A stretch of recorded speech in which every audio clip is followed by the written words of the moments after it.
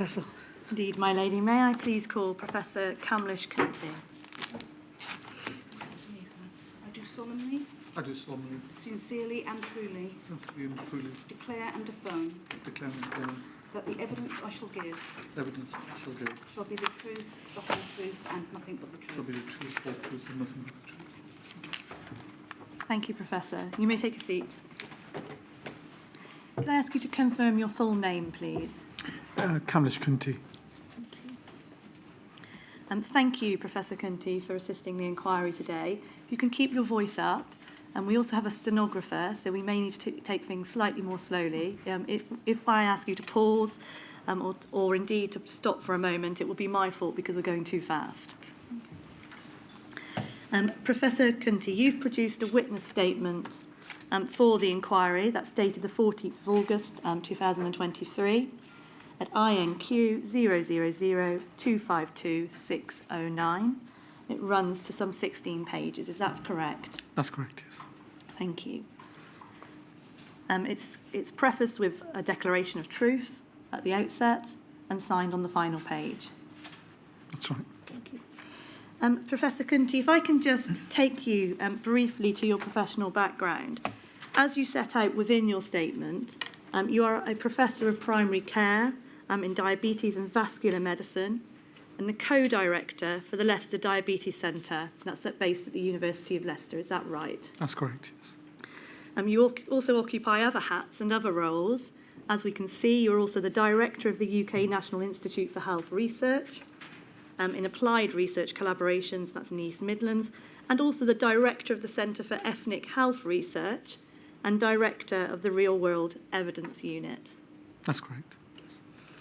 You are prolific in your output, in that you publish well over 1,200 articles, is that right? That's correct, yes. And you have specific expertise in diabetes, but also in healthcare disparities and ethnicity. That's correct, yes. Thank you. With respect to the COVID-19 pandemic response, you were a participant in SAGE. That's correct, yes. And that ran from the 24th of September 2020 to the 10th of February 2022. That's correct. But importantly, for the purposes of your evidence today, you were also the chair of the SAGE ethnicity subgroup. Is that right? That's correct, yes. That was created on the 28th of August of 2020, with you as its inaugural chair. That's correct, yes. And ran through until the 23rd of March 2021, with you as chair. That's correct. Also, with regard to the pandemic, you took upon yourself chairmanship of the National Long COVID Research Working Group. That's correct, yes. And we will go on to explore how and when that was formed in due course. But for the purposes of today's evidence, there are four primary areas I wish to traverse with you. And that is firstly the evolving understanding of the link between ethnicity and outcomes in relation to COVID-19. Secondly, long COVID and your role in relation to that working group. Thirdly, and we will take it a little bit more shortly, communications and the need for culturally appropriate communications and your expertise there. And then finally, just picking up on data and where you say the limitations lie. So if I may turn to the first topic, and that is the risk, essentially, of COVID-19 for ethnic minorities and its relationship with outcomes. Perhaps so that we can contextualise this from the very beginning, what is the meaning of ethnicity in terms of the way that you use it? Ethnicity is quite a heterogeneous term. It's where people, a group of people or individuals identify themselves being from certain cultures, backgrounds, religions, colour, or various other habits. It's a very multi-dimensional term, and as I've said in my statement, there's no theoretical framework. Ethnicity means different things to different people, and it means different things at different times to different people as well. And indeed, what you do flag within your statement is that has hampered research to date because of that lack, essentially, of theoretical framework for the meaning of ethnicity. That's correct, yes. Thank you. Now, May I, before we start, just say my sincere condolences to the bereaved families. of course, thank you, Professor. Professor, you were one of the first to highlight possible increased risk of COVID-19 in ethnic minorities. Is that fair to say? That's correct, yes. And indeed, one of the ways that it first came to attention was by use of Twitter and the use of a tweet. And if I can just call that up, please. That's INQ 00223 026. And this is a tweet that you put out that says, as we can see, "Dear all, just had a message from a colleague that they are seeing many young South Asians being admitted with severe COVID-19. Can people share their experiences quickly?" And looking at here, we see it's time marked and stamped with it's at 1:56 p.m. on the 1st of April 2020. In relation to that, what prompted you to send that tweet? Well, because I do work in ethnic minority health, I had some friends who were working in intensive care units and hospitals. I'm a general practitioner myself.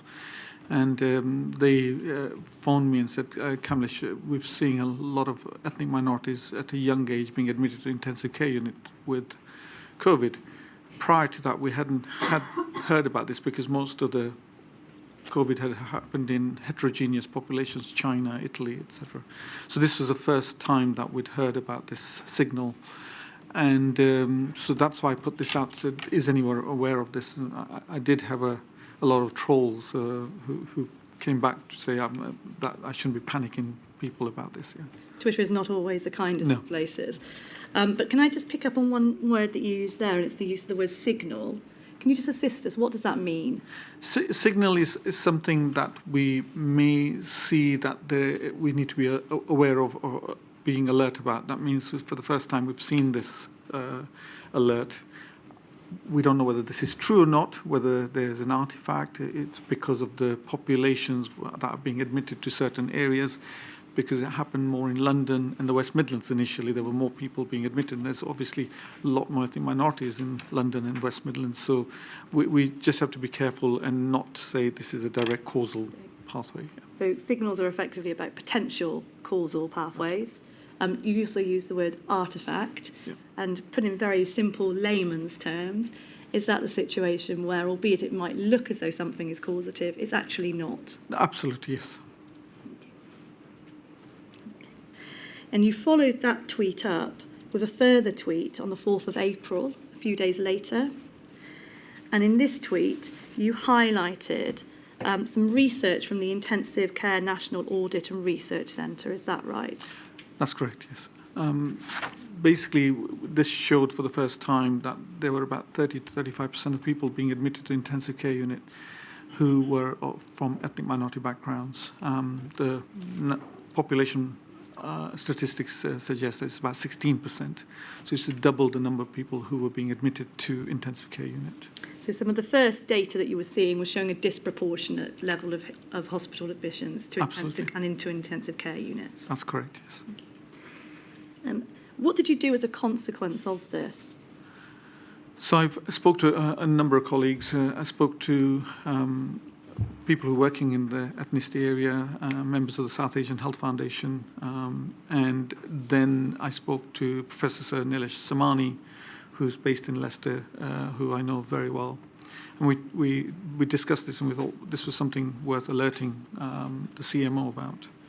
And indeed, just to pause you there, later that day, you did send, both of you, in fact, copied into the same email, contacted Sir Chris Whitty. That's correct, yes. So I missed the date. The 4th of April. 4th of April, thank you. Indeed, can bring that up, please. INQ 000223048. And we see a copy of the email. Of course, we start at the bottom.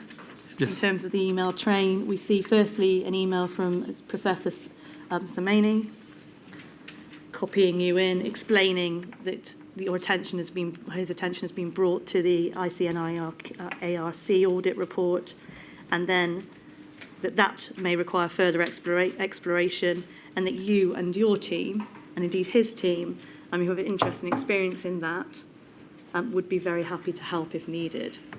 You then follow that up. We see that at the top, We see your email here.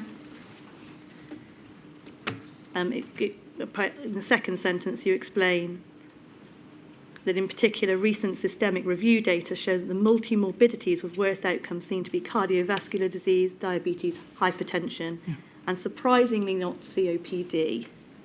Yeah. What's COPD? Chronic obstructive pulmonary disease. So it's a chronic lung condition. And why was that a surprise? Because when the virus first came around, we thought it was a respiratory virus, like the flu virus. It affects more people who have respiratory diseases, asthma, COPD.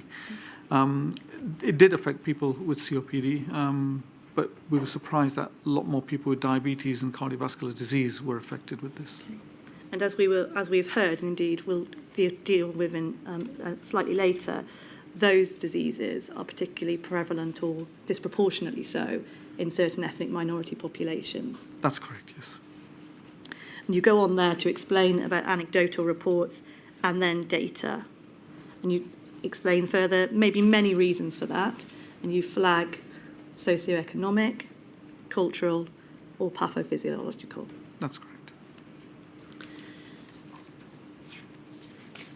And you got a response from Sir Professor Whitty, didn't you? That response was received on the 5th of April. He explains that the issue is rightly rising up the agenda.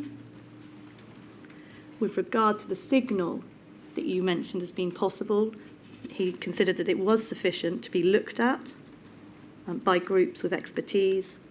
And he also flags the work that is ongoing from PHE, ICU data, and Biobank, various other pieces of research that are being undertaken. And he explains that he will put out a themed NIHR call. What is that? So this is National Institute of Health and Care Research. It's the main funding body for applied research and basic science research as well. And I was really surprised because he took action very, very quickly the following day. So really admirable that he did this, that there were some actionable points that he came up with immediately. And a call did come out for doing further research in this area. Indeed, and certainly there is some correspondence further down that also relates to, this is the email that we have here actually is the last email in the chain, so slightly later in time, but there were earlier emails from Sir Professor Chris Whitty in relation to it being an important point. That's right. At that stage it wasn't clear whether it was an artefact of geography or a true signal. Absolutely, yes. Thank you. Now, following on from that, you wrote the first editorial on the topic, is that right? That's correct, yes. It was published in the British Medical Journal, That's raising the question, is ethnicity linked to incidence or outcomes of Covid-19? You urged, at that stage, the UK to explore the potential signal urgently, and that there was a need for effectively greater research looking at the potential causative links and That's pathways. You particularly flagged concerns being raised because the first 10 doctors in the UK to die from COVID-19 were from ethnic minorities, is that right? That's correct. That did raise eyebrows when we saw that in the news on a regular basis, yes. And then, of course, you also had the data we've already referred to. That's correct, yes.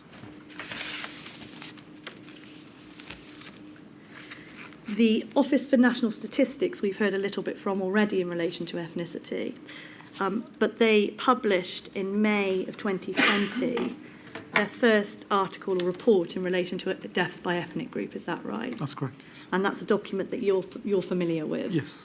And indeed we've heard already from Professor Sir Ian Diamond that you have been in contact with him and worked with him at various stages, is that right? That's correct, yes. In relation to that article and the statistics that were produced, the provisional analysis showed the risk of death involving COVID-19 among some ethnic groups was significantly higher than that within the white ethnicity population. That's correct. when taking into account age in that analysis, so this is right at the beginning of the pandemic, what was known as at May of 2020, black males were 4.2 times more likely to die from a COVID-19 related death, and black females 4.3 times more likely than white ethnicity males and females. That's correct, yes.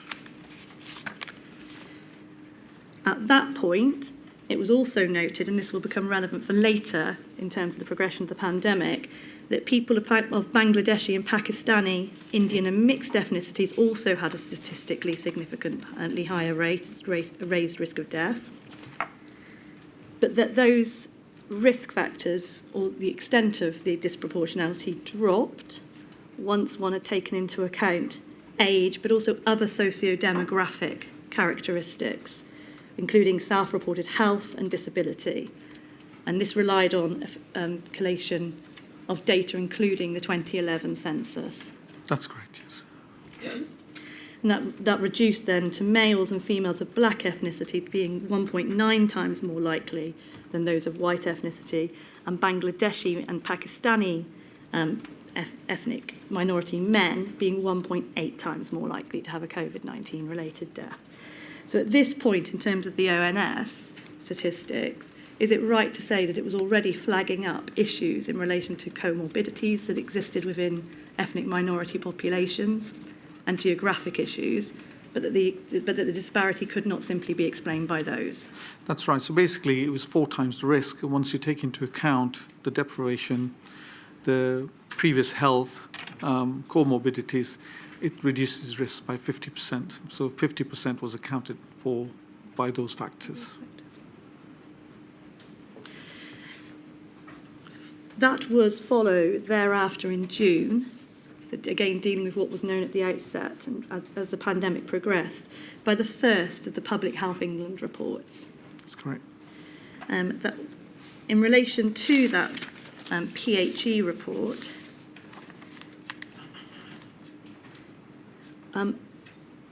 certainly there were concerns initially that a truncated report had been published. Is that right? This is from a BMJ article written by Professor Raj Bhopal, because he'd peer-reviewed the article, and he wrote in the BMJ stating that he'd seen a fuller report and he felt that it was his duty to inform the public that there were bits of the report missing. And what bits of the report were missing? From what we understand, it was the recommendations that may have been missing. Recommendations. Were there also aspects of stakeholder engagement that were missing? The stakeholder was, I think, from my recollection, is the second report. That's right, yes. That caused a considerable degree of controversy. Is that fair to say? That's correct, yes, it did, yes. And that consequently resulted in a fuller report being published. Yeah. You analysed that report.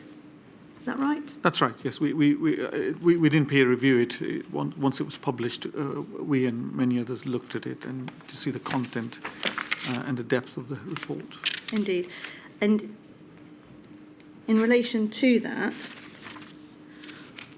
were issues flagged in relation to structural racism and discrimination? That's right. As a link? That's correct, yes. And socio-economic circumstance? That's correct, yes.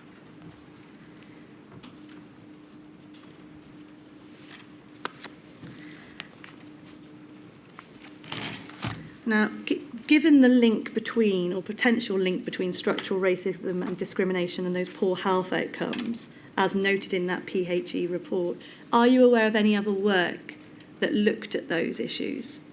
There's been a number of studies. The issue with structural discrimination is how you measure it. It's very, very difficult to measure. So qualitative interviews where people are asked about it, you can get a lot of information from. There's a systematic review that's been done about the disproportionate outcomes in people from ethnic minority backgrounds, and that identified, I think, just a few papers that had talked about discrimination. And again, they highlight that it's very difficult to measure. But from the qualitative evidence we have from the British Medical Association, from the nurses associations, that there may have been some elements of structural discrimination, for example, getting PPE given to from the healthcare workers, particularly from ethnic minorities. And we've heard earlier evidence that ethnic minorities are overrepresented within the healthcare workforce. And That's right. About 20% of the healthcare workforce of 1.2 to 1.5 million people within the National Health Service are from ethnic minority backgrounds, yes. Thank you. Now, in relation to that PHE report, you wrote of some of the limitations, that, as you saw it, of those reports. The first aspect is that, albeit that they were welcome, because they did shine a light, it was nonetheless a missed opportunity to address significant inequalities in ethnic minority communities. How did you see it as a missed opportunity? Well, first of all, the report is very comprehensive, and it was very laudable, the amount of work they did, speaking to 4,000 individuals, speaking to a number of stakeholders, so it's a vast amount of work that's done. The reason we thought it was a missed opportunity, because they did have, I think, 6 recommendations, is that they didn't have the recommendations, although they'd identified them, of the wider social determinants. So first of all, how to protect these populations, and the wider social determinants of how to ensure that housing is adequate, it's not overcrowded housing, the occupations that people were at higher risk, they weren't protected, the educational elements, communication, how it was to be done, who was going to do it, all of that wasn't there in huge detail, although they'd identified all the drivers. The recommendations of drivers, the detailed recommendations on drivers were missing. And there were significant gaps in your view, is that right? That's correct, yes. Now, picking up in June of 2020, which is of course when the PHE reports, first report was released, you're aware that ethnicity was discussed at one of the SAGE meetings in June. It was SAGE 40, the 40th meeting on the 4th of June. That's correct, yes. And at that point, it was accepted within that meeting that the evidence suggested a significantly higher likelihood of, firstly, testing positive, secondly, admission to critical care, and thirdly, the prospects of death for ethnic minorities. That's correct, yes. And in particular, that related to Black and South Asian groups. That's correct, yes. At that point, as you've already identified, the risk factors or the causative links were assessed as being due to a complex interconnected range of factors, including socioeconomic deprivation, involvement in high-risk occupations, geography, household size, and comorbidities. Did that chime with what you were seeing? That's exactly, and that's exactly what the initial report by ONS and the Public Health England report also shone a light to as well. Now, as I said at the outset, you went on to become the chair of the SAGE ethnicity subgroup. That was set up on the 5th of August. How did that come about? So I had an email from Go Science that they wanted to speak to me, and we had a Zoom or a MST meeting, and that's when Sir Patrick Vallance came along with the Go Science team and mentioned to me that they'd seen the signal and they were asking me if I would be willing to chair this subgroup. You cannot assist us with why that subgroup was not formed earlier, is that right? I think that the people were trying to find the evidence for this, and as you say, we need validation from various data sets. So ONS signal was the first lot, then the PHE data came out. I mean, if you look at the PHE data, we may be talking about data later, but the Public Health England report, they didn't have anything on occupation. They didn't have data on occupation. So we don't know whether that would have reduced the risk. So until then, I think they weren't the data weren't as robust. And following the Public Health report, Public Health England report, I think they decided they needed a chair for the ethnicity subgroup. And so you took on that role. That's correct, yes. And that subcommittee reported directly to SAGE. That's correct, yes.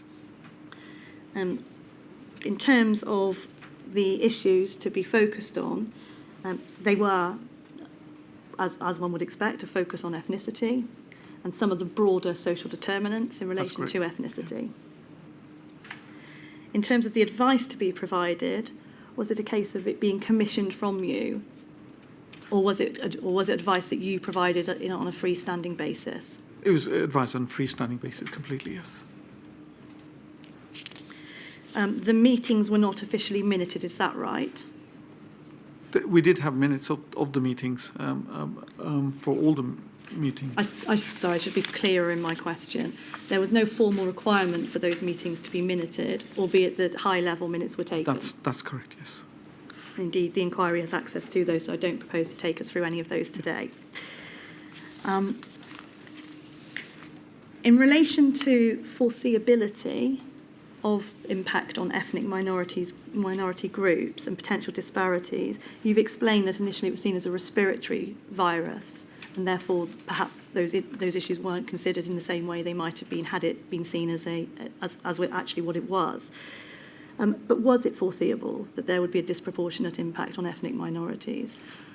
Potentially, I think looking back on it, potentially we could have thought about it because of the pre-pandemic disparities, and I think they've been discussed previously at the inquiry among ethnic minority groups, particularly in terms of deprivation, health, housing, schooling, etc.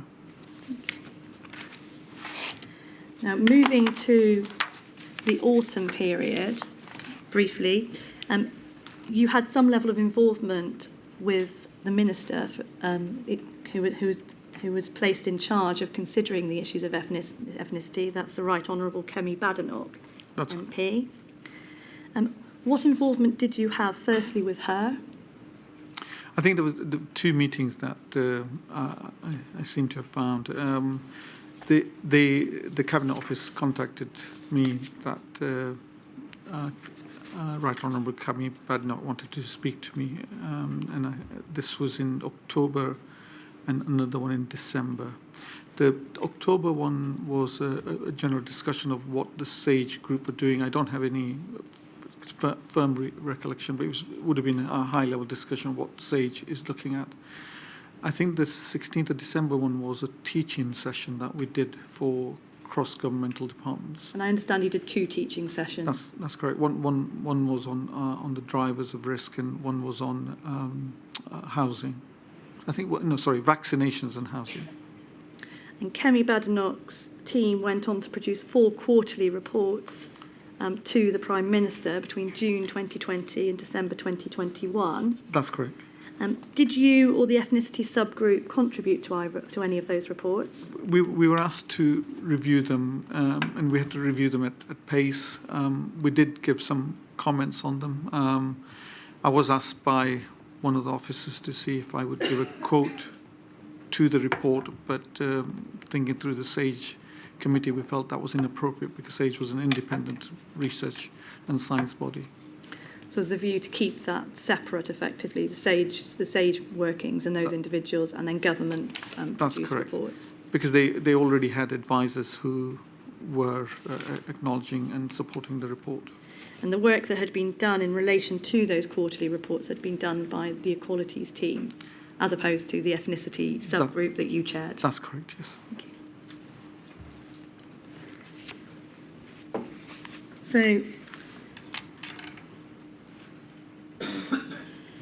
by September of 2020, aspects in relation to causative links were known in relation to occupation, housing, instability, socioeconomic status, comorbidities, and the other aspects. Occupations, yeah. Did you and the SAGE ethnicity subgroup have regard to those factors in advising on policy and response? We had a paper that was quite a comprehensive paper on drivers of the increased risk among ethnic minority groups, yes. And indeed, perhaps we can take you to that now. Is it INQ 000273842?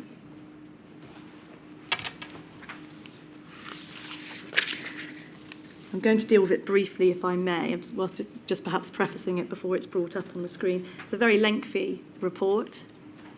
sets out in detail where you and the ethnicity subgroup see the drivers as being.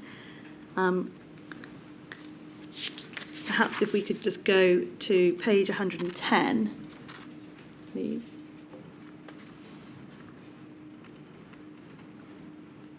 It's Appendix 7. This is the paper.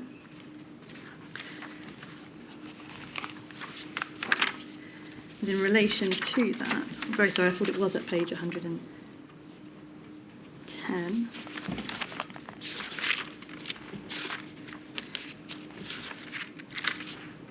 And go to page 114, please.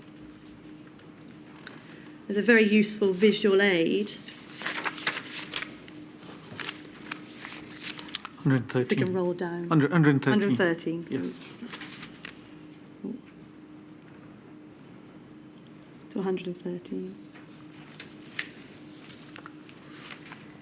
There's a very useful visual aid that sets out the subgroups' workings. It builds on a paper that's been adapted by another academic in relation to these issues. Is that right? That's correct, yes. And I'm afraid it's a little difficult to see on the screen because of the size of the fonts. But if I can just take you to what is seen as number 1, effectively what we see is a diagram. At the top it explains shaped by structural racism and other power structures. Is that the context in which this is placed? That's right, yes. Yeah. Then what we see is a green box that deals with dimensions of ethnicity. Aligned to that to the left, we see the differential exposure and vulnerability in the drivers. I'm going to come to that in a moment. And then the output to the far left. Is that right? That's correct, yes. So taking each one of those briefly in turn, we have pathway 1. It's the second box, white box down from the top. And the first issue in relation to ethnicity, understanding ethnicity, is differential exposure. What are the issues that arise there in relation to certain ethnic minority groups? So this is what we've just been talking about in terms of the risk of a higher exposure among ethnic minority populations. So this is things like occupations. They are more likely to work in occupations that they're in direct contact, patient-facing roles, and in low-paid occupations. Housing, living in high-density housing, so small houses with large number of occupants. Living in multi-generational houses, which is where we state that there's 3 or more generations living together. There's also people who are have a poor health, so they may have other health conditions, as we've talked about, diabetes, cardiovascular disease, etc. So these are all the issues that may put them at higher exposure. So and healthcare workers is obviously another one. So this is the first aspect, is exposure to the virus. That's so there is a potentially disproportionate level of exposure for ethnic minority individuals that's right. because of those factors. That then may or may not result, as we see, if we take it across and then go down, may or may not result in COVID infection. And that then goes into driver 2, which is differential susceptibility to infection. And in summary, is it the case that minority ethnic groups may be at greater risk, in your view, of infection because of differences in immune response, nutritional status, and other conditions, and obesity is another big risk factor for ethnic minority populations as well. Yes. And we've heard a little bit about obesity already in that respect. We then see that once one has the infection, there is then potentially a differential vulnerability to the disease. Is that right? That's right, yes. And some of these overlap as well, as you can see. So this could be because they have higher stress levels, they may be living in areas that have poor air quality, etc. And then that results then in the differential consequences of the disease, of an infection, of COVID-19, is that right? Yeah, so basically here, if they become ill, they have more disability, there's job losses, poorer health, perpetuating this cycle of worse outcomes for them, yes. And just dealing with the disease consequence in and of itself at the moment in terms of a health outcome, what you identify here are issues such as comorbidity and then access to healthcare, Yes. quality of healthcare. Yep. And access to healthcare may be a driver from the right side of the dimension. This is about language and culture and not identifying the disease, not properly being able to express the disease, not being aware of the disease and the consequences. So all of those on the right-hand side also are drivers across all the pathway. Yeah. Indeed. And then what we see there is the potential enhanced risk then of mortality, of death, essentially, that flows through that particular driver. And then as we continue down, the differential social consequences in relation to follow-on impacts from that disease. That's correct, yes. Thank you. And you do also touch upon within this differential consequences of control measures. I'm not going to go into that with you in any detail today. We'll talk a little bit about communications later. Thank you. But in short, those are the identified pathways by the ethnicity subgroup. Yeah, Right? I mean, this is a theoretical framework that we put the pathways through, yes. Just drilling down very briefly and flagging them up. You've already dealt with occupation. Household circumstance, that became very important, is that right, when it comes to looking at subsequent issues in relation to the second wave? That's right. There was a separate paper that we did as an ethnicity subgroup, and here we wanted to validate the data about multi-generational households. And I think we must have heard we have the best data in the world, and we had 5 database studies that all concurred to the same conclusion that multi-generational households, people with 3 or more occupants, was associated with worse infection, worse disease, and worse mortality. Perhaps if I can just pick up on that then in relation to the first wave and the second wave. In the first wave, all ethnic minority groups were at that elevated risk, particularly acute within black populations, is that right? That's right, yes. But that changed when it came to the second wave, where one saw a decrease in relation to mortality deaths for black ethnic minority populations, but a greater disproportionate effect in relation to Bangladeshi and Pakistani South Asian groups. Is that right? That's correct. So overall, basically it showed that lockdown worked for nearly most of the ethnic groups, including the white group. You saw a reduction in infection and mortality. But there was a higher risk in Bangladeshis and Pakistanis, and we looked at what the drivers were, and this is using the ONS data. And the drivers were likely to be what we already said, the occupations that ethnic minorities are in, the housing density. I can just pause you just for one moment. When you say occupations, what types of work? So occupation is the people-facing roles, taxi drivers, restaurants, healthcare workers, etc., and people who were on 0-hour contracts, so they weren't able to get time out, and so potentially they weren't reporting their symptoms. Did you, and just picking up on the people with 0-hour contracts, is that in terms of financial stability, did you see that as having any role? That was one of the reasons that we put forward. That would have definitely been one of the reasons, and some of the qualitative interviews have previously shown that as well, yes. I think one of the recommendations that you made at that point was for the provision of proper statutory pay, effectively. Absolutely, yes. Yeah. Sick pay. And similarly, we made recommendations on housing, that if people are in multi-generational housing, there should be provision made of housing given for isolation if one member of the house was infected. Thank you. And then just to pick up on one final aspect in relation to the drivers, can I just be clear with you in relation to genetic considerations? Do you consider it likely that genetics play a role? Well, most of the data shows that there are some what we call SNPs, genetic signals, but there is no conclusive evidence to show that this is driven by genetic. It does seem to be driven mainly by the social determinants. And we've done some additional work subsequently showing that if we take 25% of the most deprived populations out of deprivation, we halve the risk of COVID infections and mortality. If we take 50% of the most deprived population out of deprivation, including ethnic minorities, we near enough eliminate the risk that we've seen. So a lot of this, we feel, is due to the social determinants.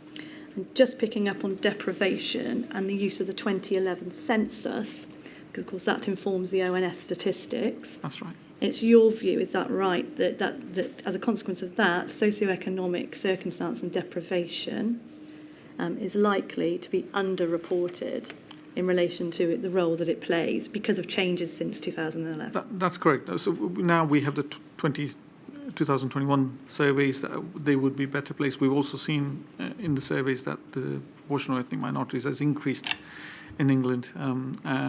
In terms of whether they're in more deprived areas, I'm not aware of, but it's likely to have changed, yes.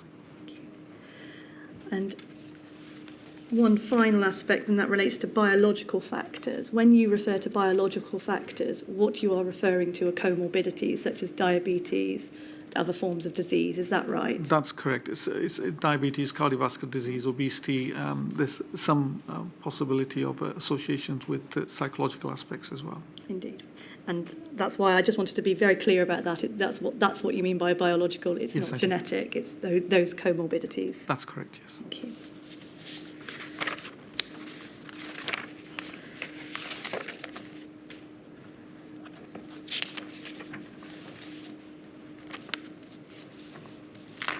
Now, if I may pick up then on what that meant for the COVID-19 response. In terms of the government's response, do you consider that it was successful in addressing those disparities, or could other things have been done? So the 4 quarter reports mention a number of areas that the government addressed the disparities. This is the Race Disparity Unit 4 quarter reports. There are a number of things that could be done. In terms of the detail, again, some of them are lacking. There's data on pilot areas that were funded to do evaluations of what worked, what didn't work. I mentioned about communications on for ethnic minority populations, and again, they mentioned a number of things that were done. But to me, there were other ways that this could have been done. We have the best data systems in the world, and we're envy of the world with the data we have. What we needed was real-time data on people being affected in different areas, because we always say local is best. We could have acted on this locally. Leicester Local Public Health did a tremendous effort, but they were lacking in data. So if we had data given to us in real time about where the highest risks are, we could have worked with our community champions within those areas, our community leaders in those areas, the pharmacists, the GPs, that as we did in Leicester, to reduce that risk. Similarly, the test trace isolation program, again, we didn't have any data coming to us to say where are the bottlenecks, which areas are working well, which are not working well. And again, if this data came on a regular basis in real time, the local public health messaging could have been done. In the reports, the mentions about the culturally adapted information that was given out there. Now, giving out a culturally adapted leaflet doesn't mean that that's going to have a major effect. You need to do a lot more than that. You need to work with that community. And there are discussions about the community champions programs that were funded. But again, we're not sure how these were funded, which areas were funded. And the key one is the evaluations. Over £40 million was given out. These are the kind of things that we should be evaluating robustly because we have the data. If you put an intervention in Leicester and don't put it in Blackburn, I can tell within a short period of time with the data that we have whether that intervention's worked or not. Thank you. And so is that one of your primary concerns, is working at what happened effectively with those community champions grants and research projects and that data? There are soft evaluations that have been done for one of them, but others we're not aware of what the findings are and how we can implement them. For example, we should be implementing them now.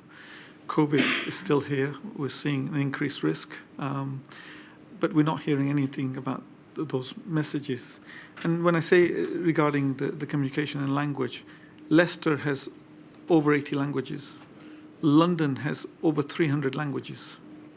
What we need to do is the local people will know the best about what their needs are, and it really needs to be localized in terms of the response. Thank you. Can I just ask, sorry to Of interrupt, course, not at all. who had the data that you needed? I'm not sure if the government had the data. If that was one of the asks, I'm sure Sir Ian Diamond would have provided that data, which he's done for a number of things. The ONS have done an absolute stern job in getting data to us quickly.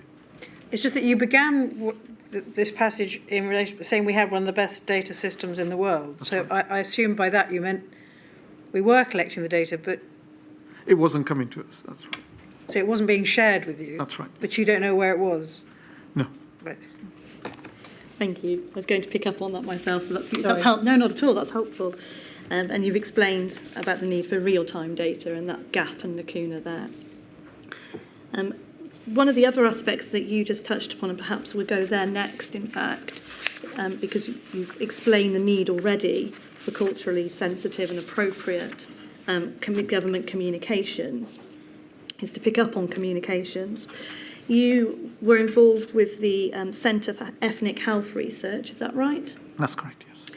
And you made various recommendations and infographics in relation to culturally sensitive and adapted communications.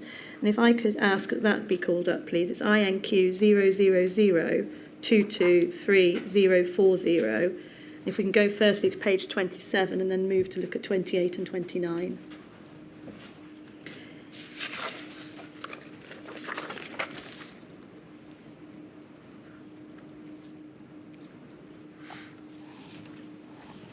I'll just while it's coming up, the first page, here we are.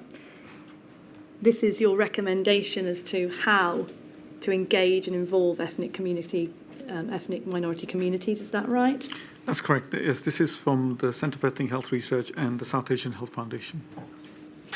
And what we see here is at the very top, use of culturally tailored messaging, different languages and formats. Some aspects in relation to vaccine hesitancy and perhaps more generally and with more general application, the use of community and faith centres as part of that response. That's correct, yes. But perhaps one of the starkest things here is actually the picture that's in the centre of the page, because of course that reflects different ethnic minorities. Clearly, would that be correct? That's correct, yes. Presumably that's the purpose of it. But we also see in advice to government professionals, policymakers and scientists, the use of interpreters, accurate ethnicity coding, you address PPE, all of those sorts of issues. If we go over the page to page 27,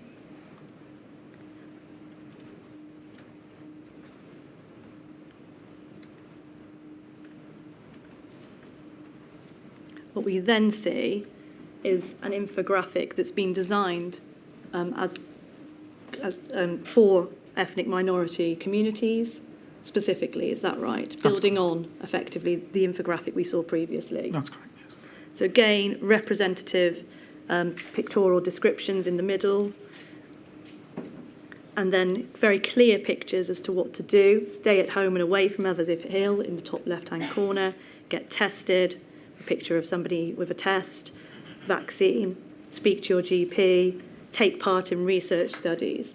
So what you have is something that is, at the very least, albeit this one's in English, you have the pictorial representations. That's right. I'm not sure if you got the exhibits, but we had these in 4 or 5 languages as well. Indeed. I don't have all of those exhibits, Yeah. I'm afraid, but certainly it's going to pick up on that, and that's how they've been produced. And the thing about this is not just translation and back translation. A lot of people say we did some translation and back translation. That's not how cultural competency works. We have to sit with that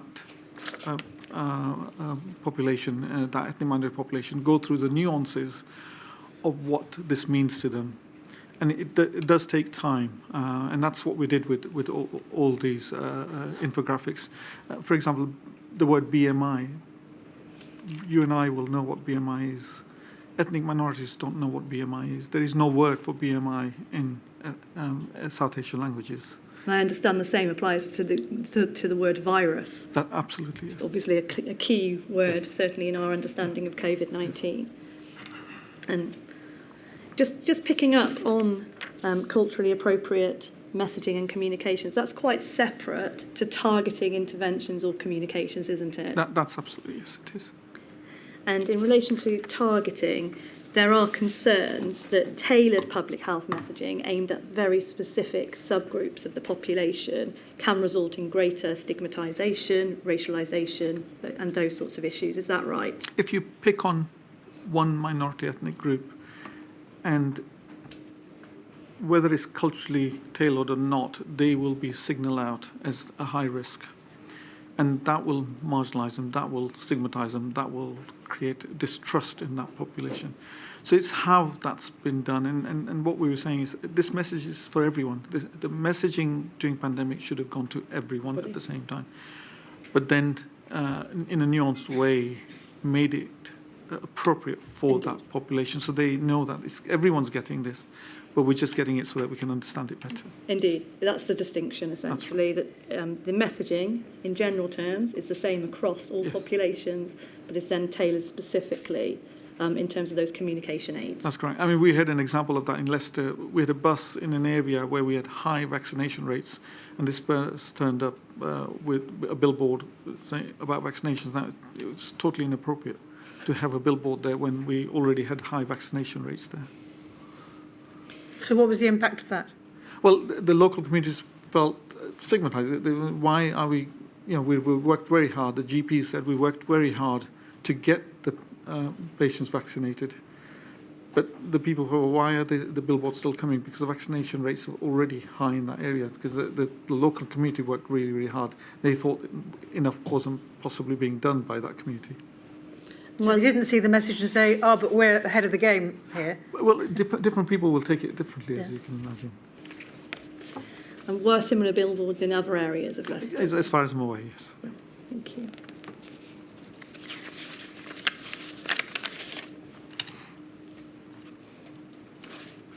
Thank you. Those are all the questions I have on communications. If I can touch very briefly now on additional involvement within the COVID-19 response. You were also involved in Independence Age, is that right? That's correct, yes. And your role there was as a primary care researcher. And as you've already explained, you are a GP by professional background. And indeed, you remain, as I understand it, a practising GP and a clinician. That's correct, yes. And that was the reason why you were invited to join. That's my impression, yes. And in terms of your input into Independence Age, was that based on your role as a clinician? As a clinician, I think the ethnic minority work that I'd done was also important to them as well. And what were the distinctions in the type of work that you were doing for Independence Sage as opposed to your role in the Sage subcommittee for ethnicity? I think Independence Sage was discussing various aspects on a regular basis, and then the main aim was to get it out to the public, while within SAGE, the issues were about looking at the problem, looking at the science, getting the group together to look at the science, and then give robust evidence to the government in terms of the interventions that need to be put in place. Did you see any disadvantages in the role of Independent Sage? I didn't see any disadvantages at all. In fact, when I was asked by Sir Patrick Vallance to join the SAGE, I did mention to him that I was part of Independent SAGE, and he was. There wasn't any reason for me to stop Independent SAGE at that stage. Yeah. Thank you. And indeed, you carried on in Independent Sage until May 2021. Is that right? That's correct. Yes. And the reason that you left was because of a lack of time, essentially. Absolutely. Yes. And we've already heard a lot about the types of work that you were already engaged in the pandemic response. And the final area in that regard is in relation to long COVID. And you've explained that you were the chair of the National Long COVID Research Working Group, often referred to within documents as just the Research Working Group, for short.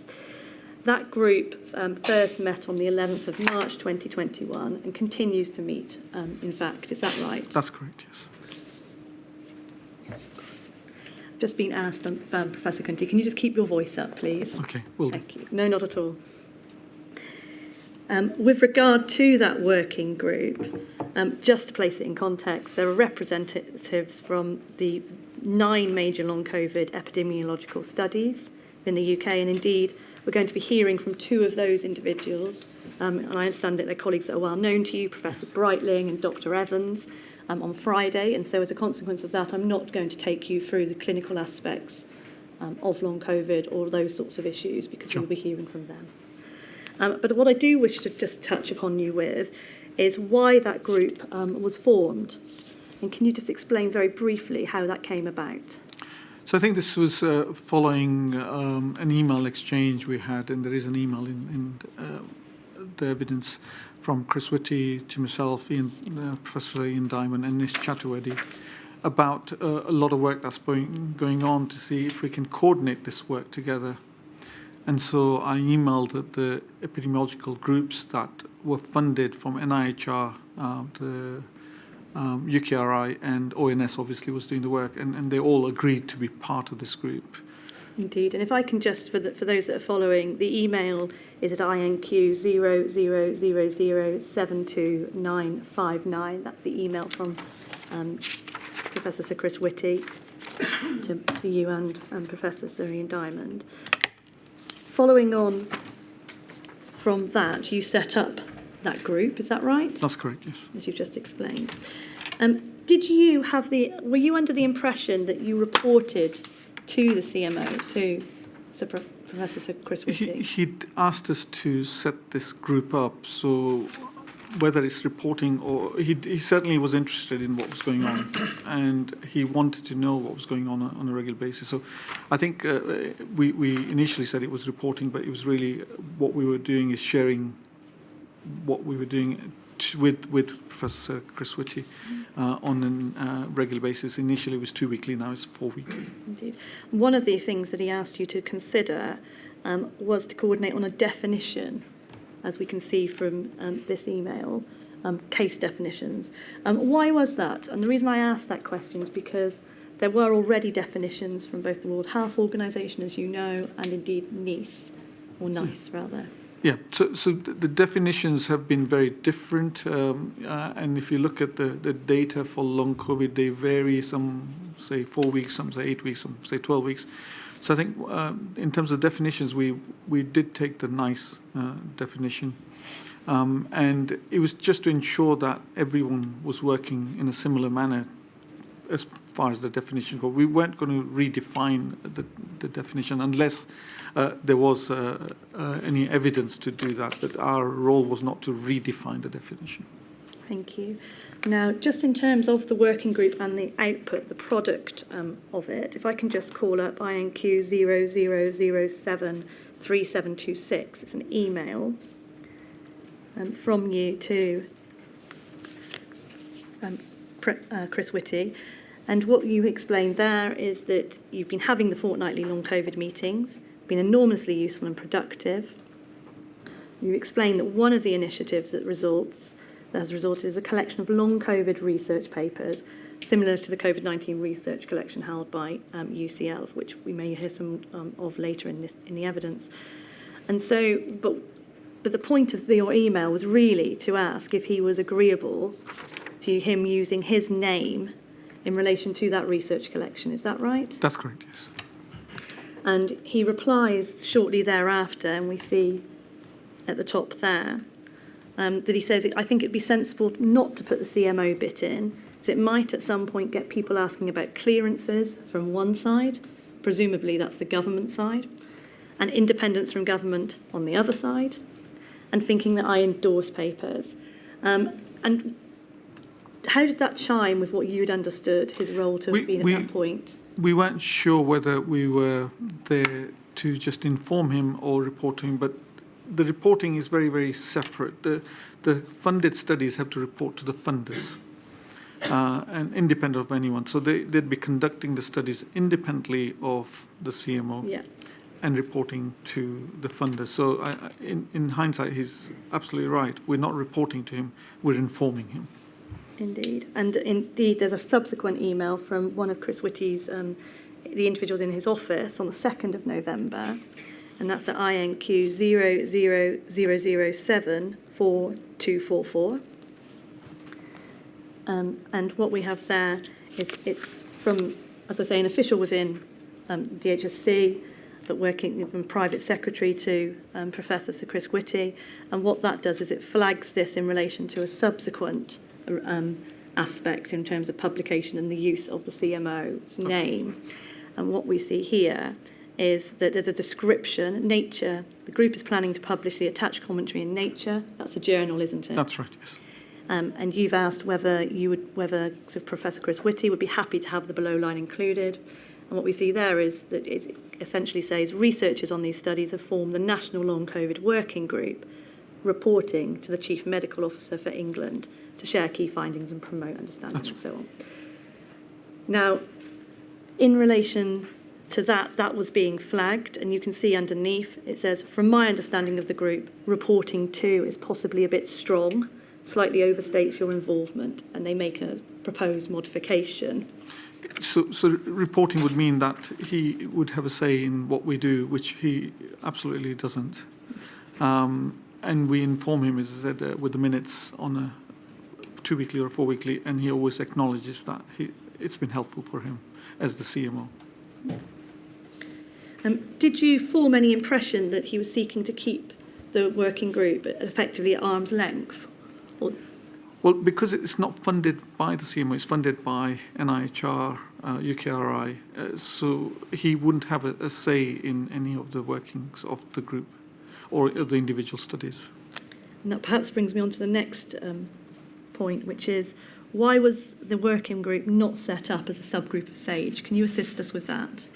Yes, sure. So if you look at all the evidence that's been provided so far, there was a paper to SAGE, I think led by Nish Chaturvedi in July of 2021, of a number of groups that had looked at long COVID. And the report stated that they were conducting epidemiological studies. The SAGE's response would be, if there is something concrete there that we can help to improve outcomes, that we can do something about, then they would take that forward as a recommendation to the government. Until now, most of the studies are still evaluating. Even Chris Breitling in his report said we're in its infancy of long COVID. So the research is still being done. What we don't know exactly is the exact causes, exact disease trajectories, and there are no current any treatments for it at all. So at the moment, we're still in the research phase of long COVID. And that perhaps explains why it operates differently in your view. That's right. Been asked to ask, do you think that reflects a lack of importance given to long COVID because it's not a formal subgroup of SAGE? Absolutely not. If there wasn't importance put to it, they wouldn't have discussed it at SAGE, but it has been discussed. And I think everything else that was going on within SAGE was to reduce long COVID, because it obviously established long COVID was an issue. The only way currently that the evidence we had, and even now we have, is to reduce the risk of getting COVID in the first place. And that was through everything that we've discussed at SAGE about reduced risk, population level risk of people getting COVID, and that's through MPIs, non-pharmaceutical interventions, and vaccinations, and those were large areas of work that SAGE was doing. So if we reduce the population level of people getting COVID, then the risk of long COVID would be lower as well. And you've covered it to some extent in your answer, but just to be clear, do you, in your view, does the fact that it's a working group impact at all upon the advice that was then taken on board by SAGE in terms of its importance? Well, when we were still in our infancy, April 21 was quite early on still, and the studies were just being set up there. Some of the studies are still not finished. So we don't have results from many of the studies, so it would have been too early to report to SAGE with the results. Thank you.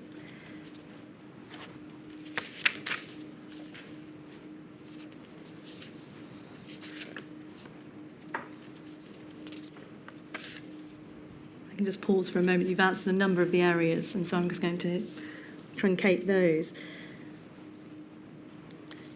Just dealing very briefly, because as I say, we will be hearing on Friday from Professor Breitling and his colleagues in relation to that, and Dr. Evans. In terms of your understanding, am I right that the incidence of long COVID, albeit not termed as such at that point, was aware and apparent throughout late spring and early September and early summer of 2020? That's when the reports started coming out, mainly from the patient groups and then from the researchers themselves, yes. And indeed, in August 2020, guidance was published in the BMJ in relation to management of that condition. That's correct, yes. Thank you. We will be hearing a little bit more about your short report that the working group produced in due course, so I don't propose to take you through those today.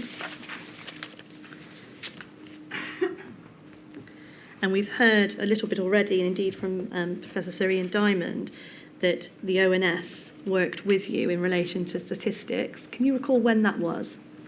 Statistics in relation to long COVID. My apologies. So I think that was in the SAGE minutes of November 2020.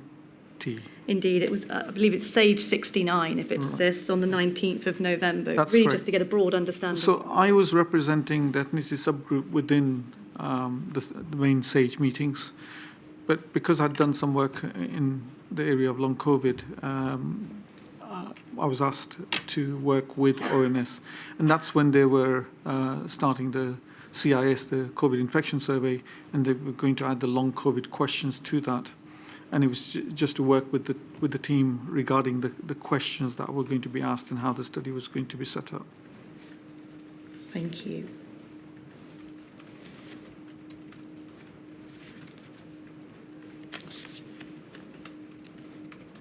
With regard to your involvement in SAGE and advice provided, were there discussions about advice to be provided to government decision makers and policy makers in relation to long COVID? Not that I'm aware of, no. Thank you. In fact, it appears that the first detailed discussion on long COVID doesn't take place until February 2021. Mm-hmm. Can you help us with why it may be that it took so long? I think most of it is because, as I've said, there wasn't any evidence there that one could change anything in terms of long COVID. Long COVID was this new disease. We still don't know much about long COVID, as you'll hear from Chris Breitling.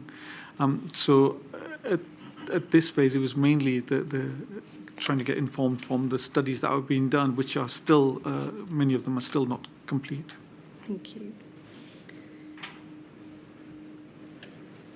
You've had the opportunity of reading the report, haven't you? And just in general high-level terms, do you agree with the report of Professors Breitling and Dr. Evans? Yes, completely agree, yes. You completely agree, thank you. Those areas about funding, I think he mentions, which we've discussed at long COVID meetings as well, and we do agree further funding is required, but there are NIHR calls that people can go to continue doing this work if they wanted to extend their work. I just have three very short points, if I may, and then I'll be handing over my lady. The first relates then to the collection of data in relation to long COVID. Effectively, at the outset of the pandemic, as we've heard, data was not being collected. And in terms of that, are there any recommendations that you would make with regard to population level data collation? I think longer term, we've learned a lot from this pandemic. There's a number of areas that we can look at, but in terms of long COVID, I think we need to start planning from this very early. And the studies like CIS and the REACT, these are what we call now hibernating studies. We're not doing them, but they could easily be set up. If another pandemic came, they could very quickly be set up.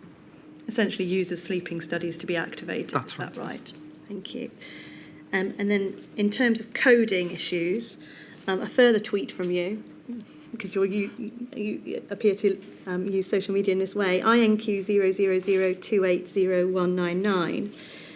You tweeted that long COVID is poorly coded in primary care records, but there are other ways, again, in relation to collation of data.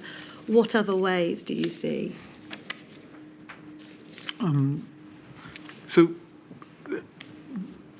the coding structures came very quickly. I think there were 18 codes that were set up for long COVID within the GP systems.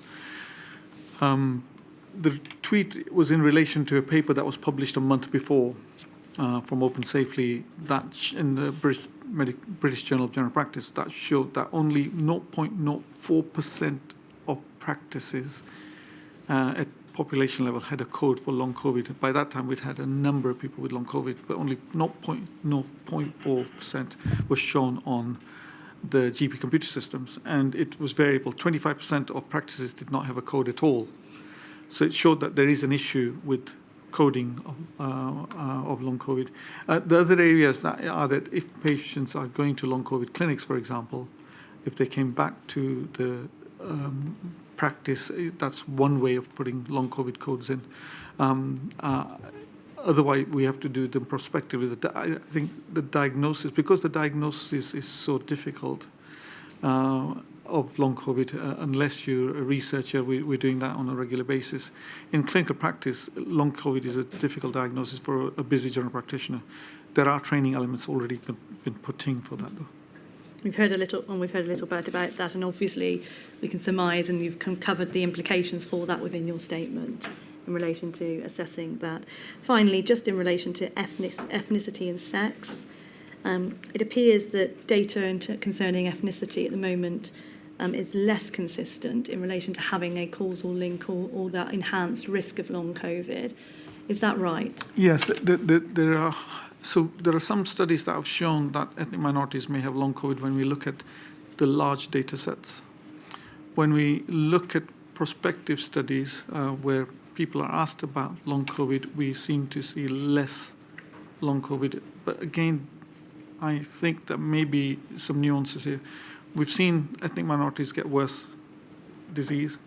We'd expect them to get more long COVID. But this may be the language that's used. And I don't think there's work that's been done in terms of the language of long COVID with ethnic minorities, and that's an area of work that certainly needs to be done. So we still have a gap there. Absolutely. And can you just assist with women? Because women appear to be disproportionately impacted in terms of the initial outputs from some of these research studies. Do you know why that is? I don't, sorry. Not at all. And we'll be hearing, as I say, from Professor Breitling and Dr. Evans in any event in due course. My lady, those are my questions. There have been applications that have been granted by two core participants. The first is FEMO, and the second is the long COVID groups. I think I'm just going to check. Professor, do you mind if we take a break? And I'm sorry, Mr. Thomas. It's just I've been watching our stenographer, and are you okay if we take a break now and come back afterwards? Sure. Good. Thank you very much. In which case, I should be back at past. All rise.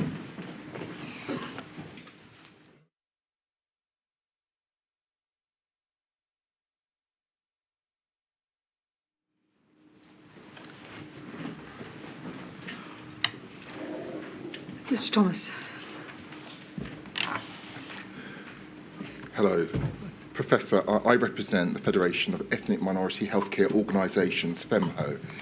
I've only got a few questions for you. One of my questions has already been asked, but let me come on to the three questions that I do have.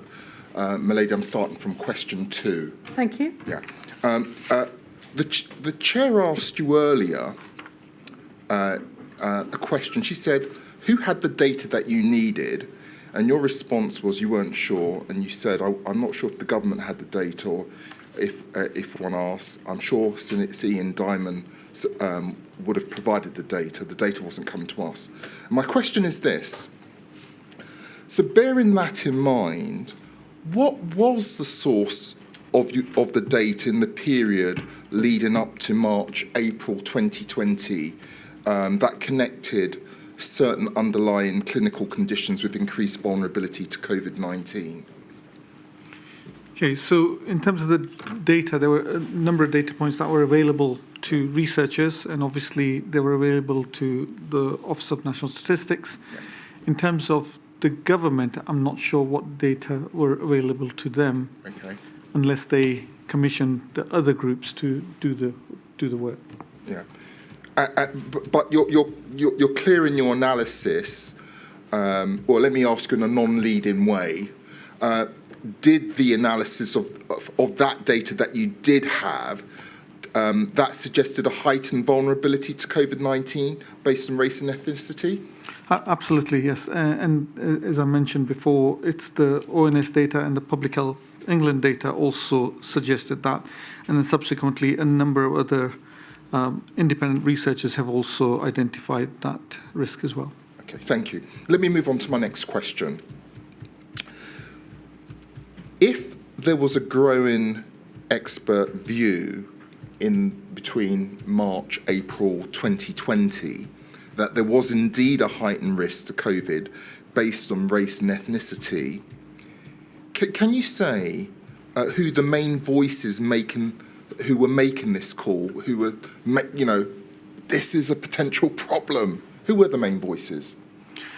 So as I said, the first signal that we mentioned earlier was that I was the first one to point that risk out. And as I said, this it was in a cautionary way that we're seeing more people from ethnic minority backgrounds being admitted to hospital, and we'd not heard of this. And then after that, I think the first lot of data we were relying on was the ICNAC data, which is the intensive care unit data that's collected nationally from a number of centres. And we were tweeting this on a regular basis, saying there is still this risk, and then more patients were admitted and saying disproportionately ethnic minorities are more represented in intensive care unit database. So we were the first ones to make these all these signals available to people. And then I think that's when ONS started looking at the data. And can I just follow on from that, if I may? So you were signalling this. Did you consider the level of any such risk to be actionable? You wanted it acted upon? Before you act on anything, we need a definite confirmation that there is a causal risk there.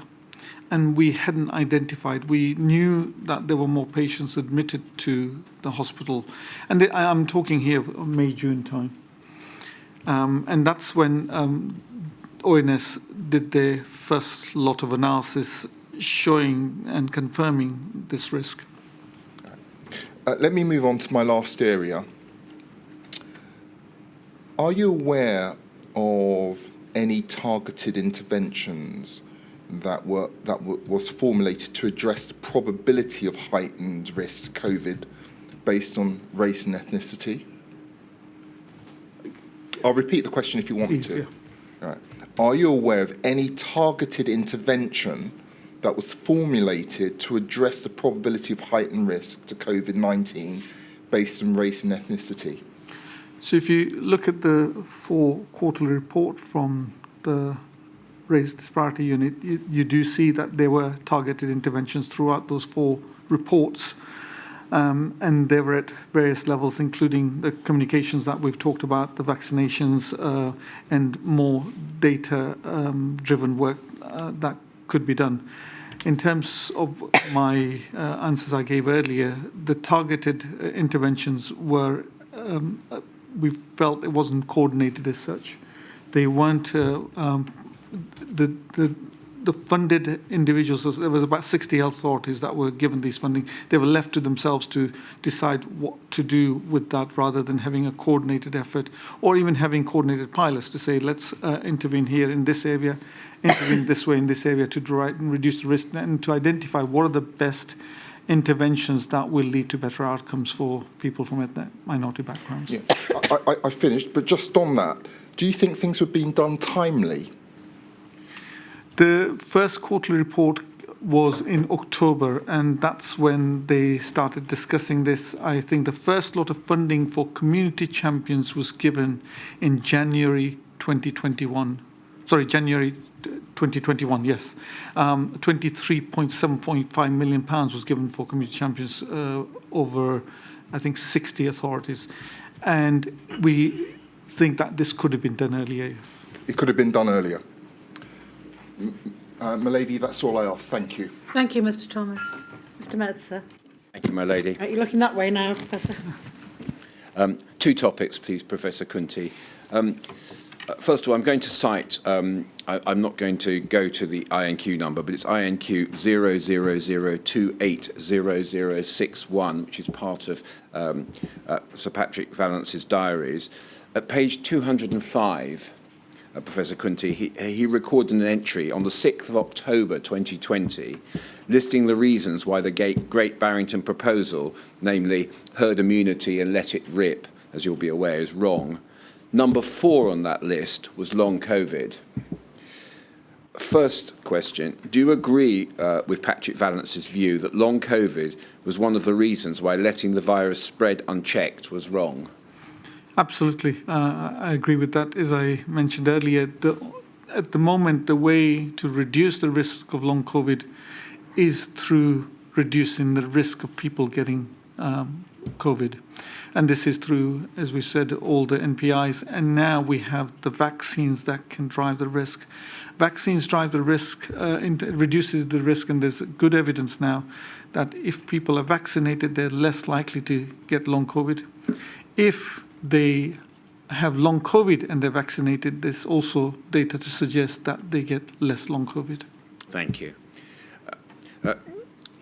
Since you've said yes, can you answer this subsidiary question? Should long COVID be one of the factors to take into account in assessing the need for non-pharmaceutical interventions to limit transmission?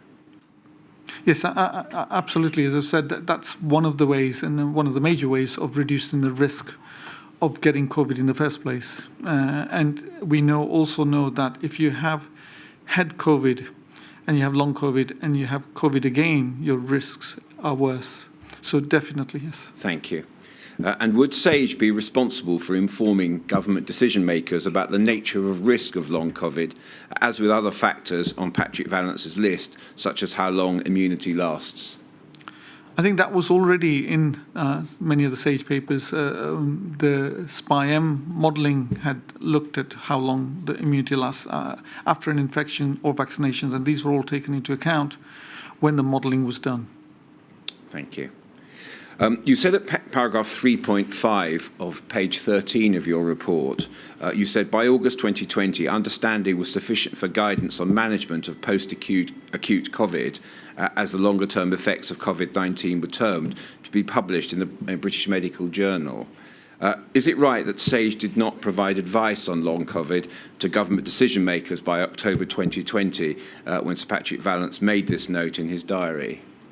As I mentioned earlier on, there weren't any interventions for people with long COVID. And indeed, you'll hear on Friday, we don't have any interventions at the moment. We're really at its infancy in terms of knowing much about long COVID. So at that stage, we did not have any interventions to put into place to help people with long COVID, except to reduce the risk of long COVID with the interventions I mentioned, the NPIs and the vaccination programs. All right. Well, that ties in well to my second topic that I want to go on to, on recommendations. The long COVID group, the two questions I want to ask you about that in relation to something you've said, I think, both in evidence at paragraph 3.8 of your witness statement.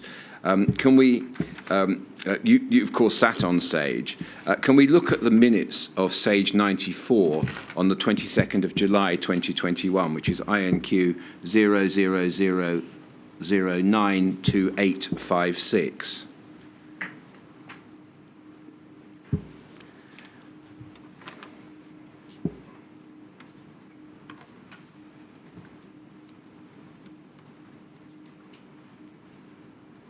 I don't know if that's going to be put up. It's up. Oh, sorry, I'm not on my screen, sorry. Could we go to, please, page 4, paragraph 27.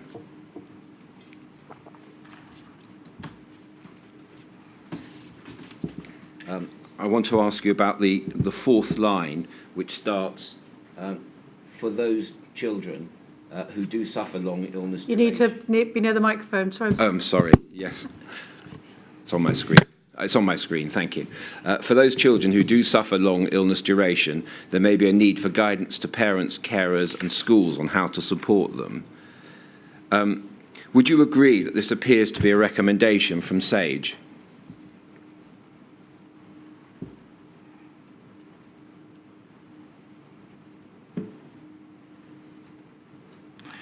That's what it seems like, yes. Thank you. And do you know if that guidance was prepared?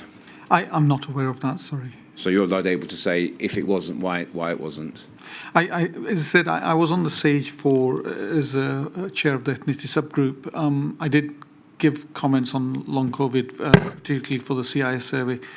Children's long COVID is not my area of expertise. So be it. And the last INQ I'd like to take you to 000249-018, which is a WHO policy brief, number 39. That's titled, "In the Wake of the Pandemic, Preparing for Long COVID." Can we look at, first of all, the first page and just confirm that you're a co-author? That's right, yes. Thank you. Page 4, can we go to, please, which is a correction from the 22nd of March 2021. Can we take that to indicate that the report was published by then, March 2021?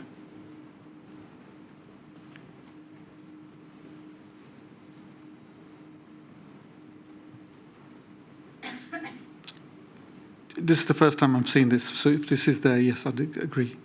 So you do agree that we can indicate the report must have been published by then, March 2021? Yes. Thank you. And the last thing I want to ask you, page 23, please. We can see there a number of recommendations for policymakers.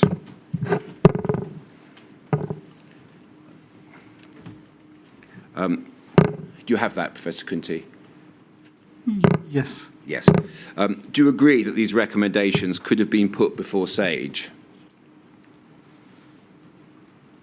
I'm just reading those. Yeah, of course.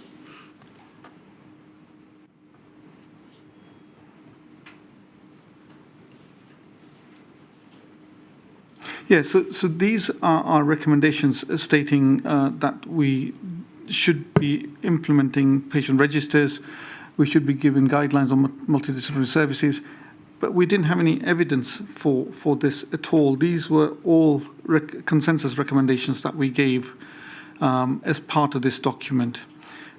SAGE was looking at the acute complications and giving advice of trying to reduce the risk associated with this acute effects of the pandemic. Yes. In terms of this, there are other areas looking at this. There are already clinics that have been set up to deal with this. These were all actioned by the government in terms of having clinics for people with long COVID. They I think predate some of the discussions on SAGE. Yes, but we can see the implications for policy makes reference to... Microphone, Mr. Petzer. Sorry, it's because it's not appearing on your screen. Oh, I'm very sorry. I'm bending down. Don't worry. I'll bring it down with me. Although long COVID is not yet fully understood, health policymakers should be preparing to address it.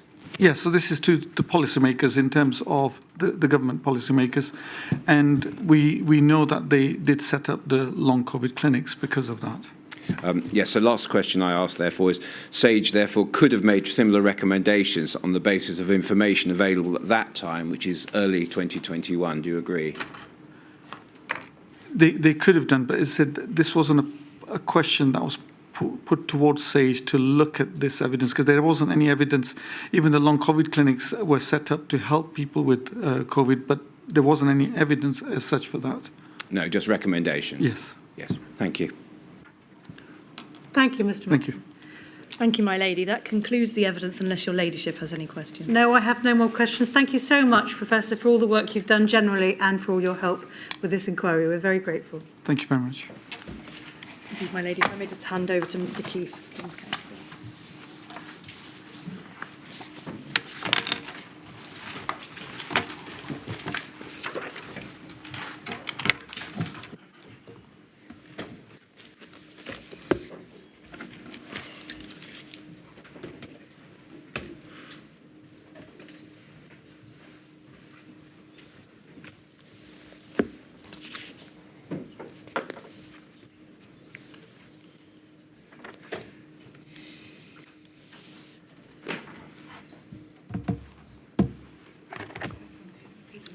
My lady, just before you do that, the next witness is Professor Tom Hale.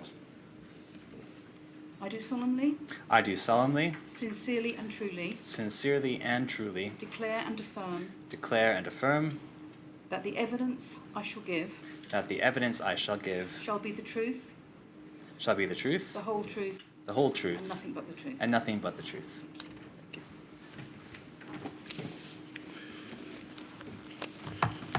Good morning. Good morning. Could you commence, please, by giving the inquiry your full name? My name is Professor Thomas Hale. Professor, thank you very much for attending today and for the provision of your expert report prepared for this module, which relates to the Oxford Covid-19 Government Response Tracker, for which you are responsible in part, although you lead the team that has provided and provides that tracker. You've prepared this report for us. It's INQ 257925, and I believe on the last page, perhaps not the last page, which is page 105, but earlier in that report you've appended the usual declaration concerning, in fact, it's on the second page. You set out the usual understanding of your duty to provide independent evidence, and you confirm that you've made clear those matters which are within your knowledge, and those are those which are not, and those which are true, and those which are not. Now, you are a professor, you are the Professor of Global Public Policy at the Blavatnik School of Government. Is that in the University of Oxford? That is correct. And in essence, are you a specialist in the area or the issue of how political institutions evolve, adapt to face the challenges, whatever they may be, that they face globally and in the context of those particular countries in which the governments operate? That's correct. I focus especially on trans-border threats, such as pandemics, where we need to look at different government responses, compare them, and understand how they interact. Professor, whilst you give evidence, please try to keep your answers as slow as you can humanly make them. It makes it much easier for our stenographer. And do you hold a PhD in politics from Princeton, a master's degree in global politics from the LSE, an AB in public policy from Princeton School of Public and International Affairs? I do. And have you written for many years on these areas? I do. Thank you very much.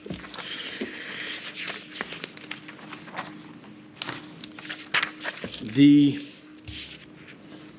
report does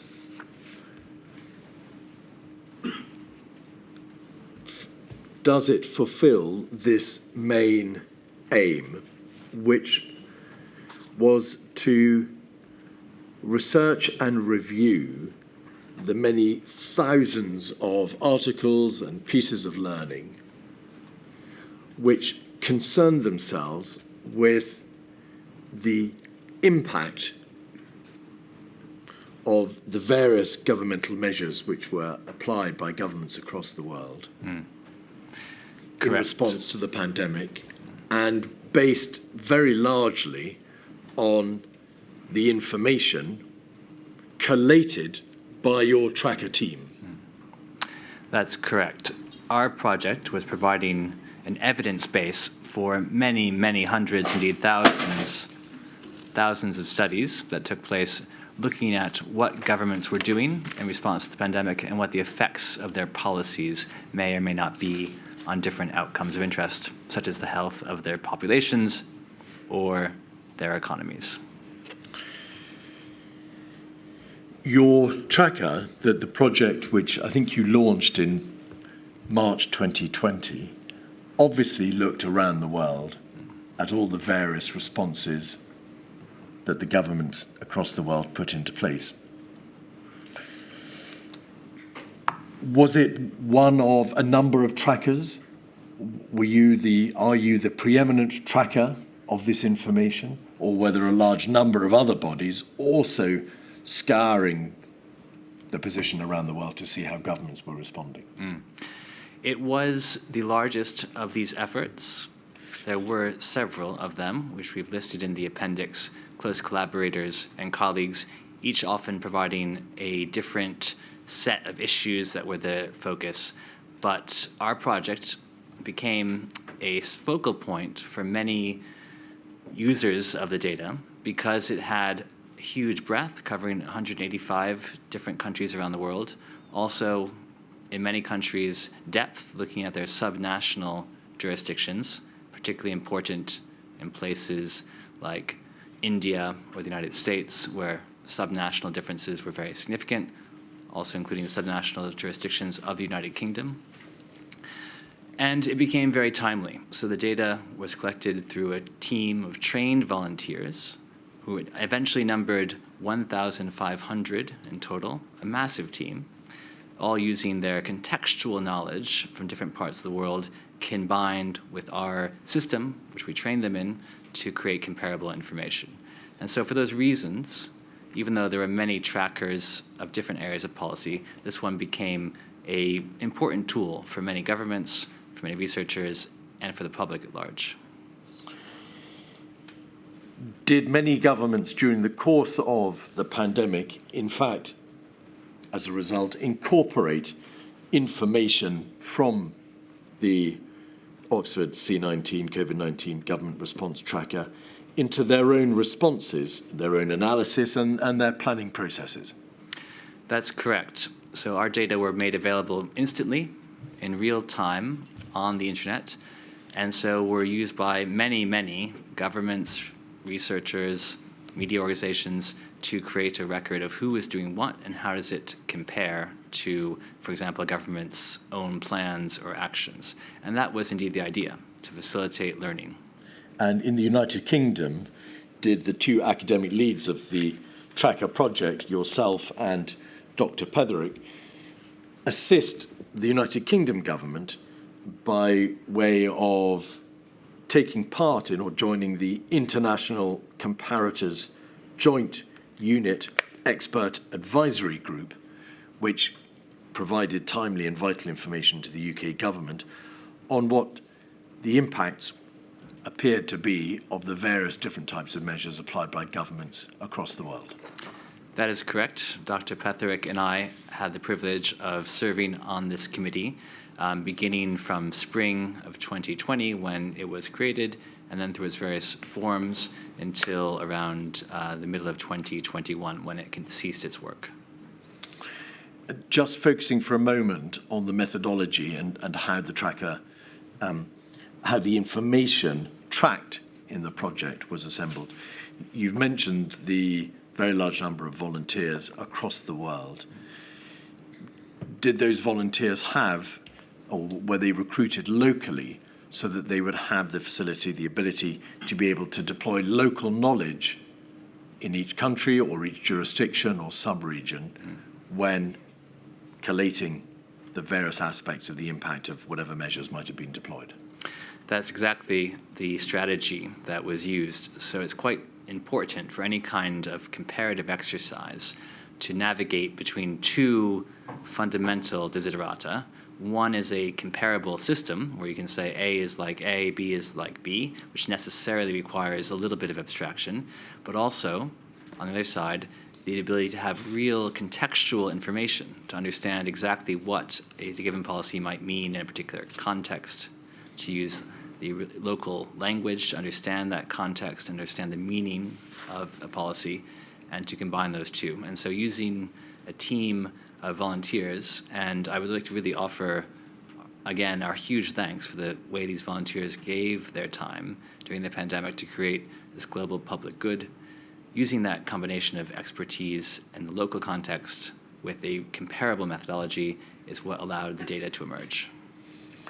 And do we presume that the data, the information about how the various governmental measures were coming into existence and being deployed and what their impacts were, was assembled by viewing official government websites across the world, official news reports, and any publicly available information about what those measures consisted of. That's correct. So the volunteers were tasked with looking at, say, an official government website where information on different measures and restrictions might be posted, or, for example, where that didn't exist, and there are certainly many governments around the world where communication around COVID-19 measures were less consistent and clear than in other parts, where the suitable information was sourced from government websites, maybe a slightly less official kind of document, but a posting on a government website or similar information.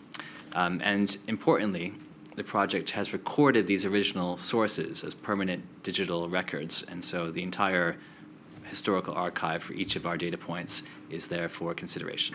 And is that an important feature for the purposes of quality assurance, so that your analysis and your thinking is open to review? Exactly. Now, the inquiry has heard a great deal of evidence about non-pharmaceutical interventions and plainly aware of what they are.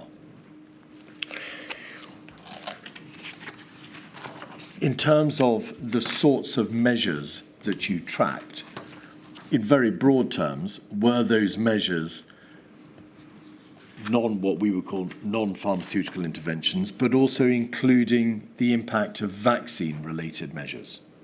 So they were broadly the same, but they included the whole field of vaccination.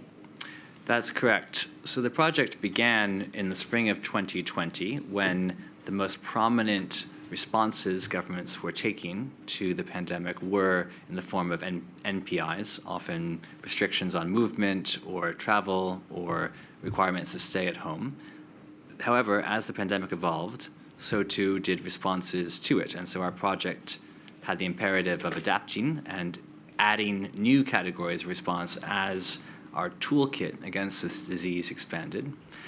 And that most significantly took the form of measuring the different policies that governments put in place to encourage vaccination, sometimes to require vaccination, and also how some of the restrictions that have been used in the pre-vaccine period, such as travel restrictions, might vary, for example, allowing more freedoms for vaccinated individuals than others. So those complexities were important. And do we have on page 47 of your report the full list of the Oxford COVID-19 Government Response Tracker indicators, that is to say, the measures or the policies that were tracked? And we can just see that they can be conveniently grouped into containment and closure, economic responses, health systems, and over the page, vaccine policies and miscellaneous. Correct. And richer descriptions are available on the link provided on page 47. It's important, isn't it, to identify the limitations on the work that your project was able to carry out. You tracked the measures and you tracked the impact of the measures. But what the project couldn't do was ever identify, for obvious reasons, the counterfactual position. What would have been the impact if these measures had not been applied in the various jurisdictions? Is that correct? Correct. And is that because, in very general terms, firstly, this is an observational study. You observed what was happening. It's not a controlled study of what the impact might be in theory of an intervention. Mm-hmm. And secondly, many of these measures and interventions were being applied simultaneously. And therefore, it's impossible to say what the precise impact may have been or was from any individual particular intervention. Is that correct? Indeed. And so with these differential impacts you might find across different NPIs, it's exceedingly difficult to say in this particular instance, say 5% was done by this one, 10% by another. Instead, the knowledge we're able to glean from the literature is to identify the tendencies that, on average, different kinds of interventions, either individually or in combination, may have. And of course, if you look at page 47, you can see that the measures are self-defined in very broad terms. School closures or workplace closing, income support, testing policy, and so on and so forth. So it's a very high-level assessment, is it not? Correct. But it's very useful because it identifies, doesn't it, how different governments across the world responded in general terms and what the broad consequences were of those particular governmental decisions. If we look at page 8, by way of a demonstration of a very user-friendly diagram, this, for example, provides a chart by colour of school closures during the Covid-19 pandemic as at the 24th of October 2020, and it shows those countries in which no measures in relation to school closures were imposed, those in which they were recommended, those in which closures were required but only at some levels, and then those countries in which at all levels of school, so all ages, schools were closed. Correct. And you can see the broad thrust of it. All right. Turning to the summary of your research of, as I've said, the scientific literature reporting on the information collated by your project and by your tracker, page 11 of your report. Are there a number of general findings that you draw from your review of these thousands of studies reporting on the data which you collated? So in essence, what everybody did. Firstly, speed matters, and we're going to come and look at these in turn. Secondly, strength matters.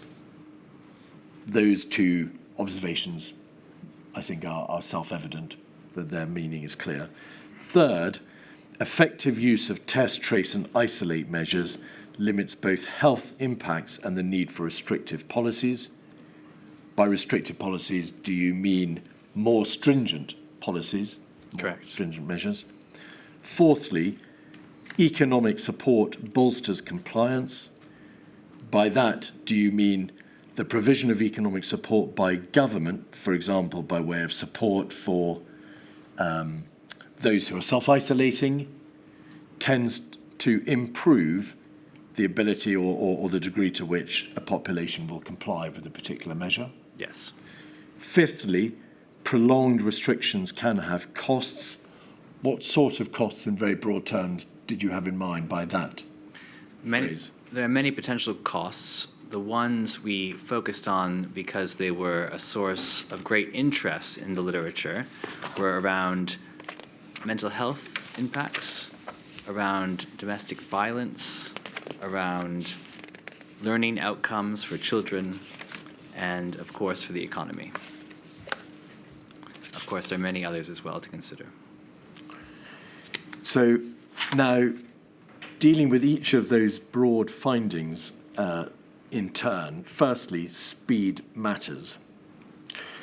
It may be thought to be self-evident, but what is the broad consequence of a timely, that is to say, a rapid adoption of a non-pharmaceutical intervention? That is to say, the imposition of a social restriction, or a distancing method, or a mask-wearing measure, or a full stay-at-home mandatory order.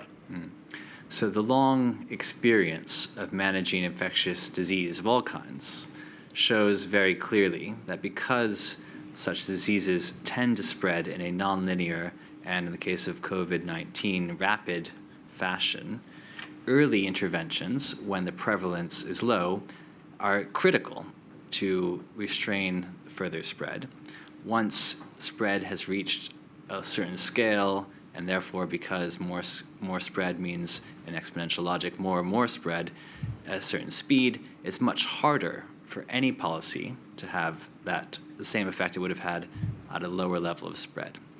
Therefore, speed matters. And for example, one of the studies we looked at showed that a single day of delaying a mass gathering ban, so something like concerts or sporting events, a single day of delay had an impact of perhaps a 7% increase in the cumulative death toll during that wave. So one day, 7% increase, quite a significant importance for speed.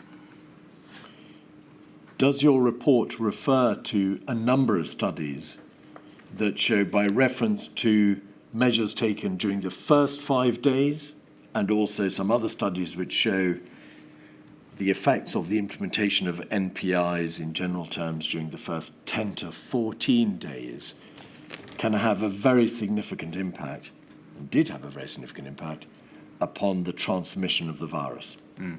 Correct. Most of the studies show sort of a 2-week lag between when a policy might come into effect and when you might notice the impact of that on the number of cases, which is tied to the time it takes the COVID-19 disease to incubate and spread.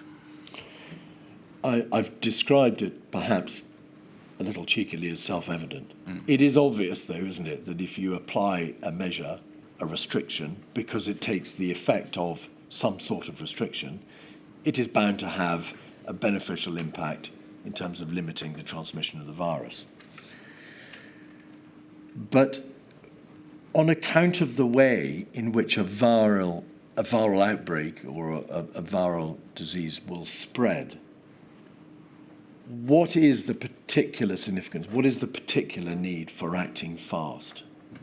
It's precisely to stop before it starts. Once it's become so widespread that you are inevitably going to have some degree of non-compliance leading to further spread, it's too late for those measures to have the kind of clamp down effect they would have had if it were just a few people. So it's a simple kind of mathematical logic of exponential growth that once you are have passed the point of a certain threshold of spread, it's not going to be feasible to bring that down without a very prolonged and intense level of restriction.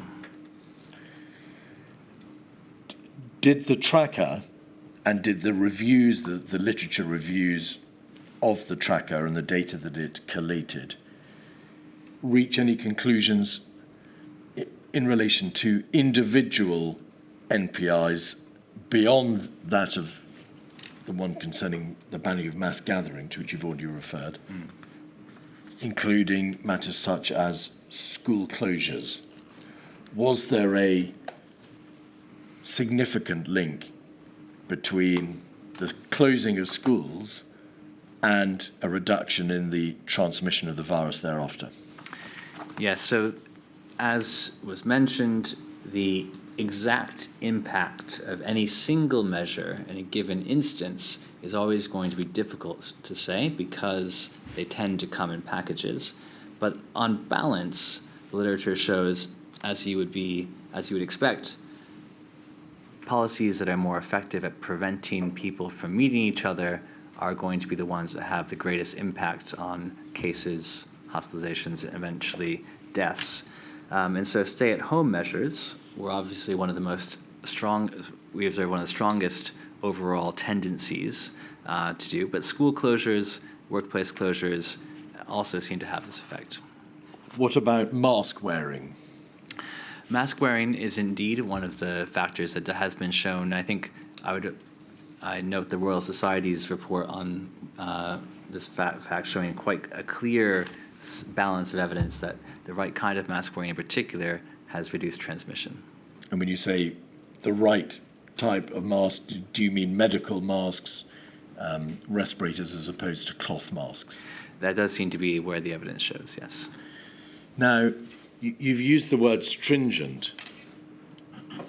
In the context of border measures, for example, is there a link between the efficacy, the effect of a particular measure, or border measure, and the ruthless degree or the stringency by which such a measure has to be applied? For border measures, it's important to think slightly more broadly about the role they might play alongside others. So oftentimes, restrictions on international travel were geared not at clamping down on local spread, but, for example, at preventing new entrants into a population, for example, of a new variant. And so I might suggest that they should be assessed in a slightly different way. But yes, on average, we see a tendency for stronger restrictions on travel to be associated with reductions in the spread of the disease. And is that fairly obvious? Because with border measures, with restrictions on travel, there is a range of measures which could be applied, from screening for symptoms of the virus, whether you've got a temperature, whether or not you're showing signs of fever, all the way across to a full-blown closure of your border. Correct. And if you apply a border measure which is less stringent, for example, a temperature check or a screening, it is much more likely to allow the virus to continue to enter any particular country, because the nature of that sort of measure is it's extremely hard to police and to enforce and to prevent complete. Correct. It was really the most stringent measures, for example, closures or required long periods of quarantine, say in hotels, that show this particularly high effect on transmission. I've already asked you about the generic difficulties of trying to apply a counterfactual position and of trying to drill down into the impact of specific measures.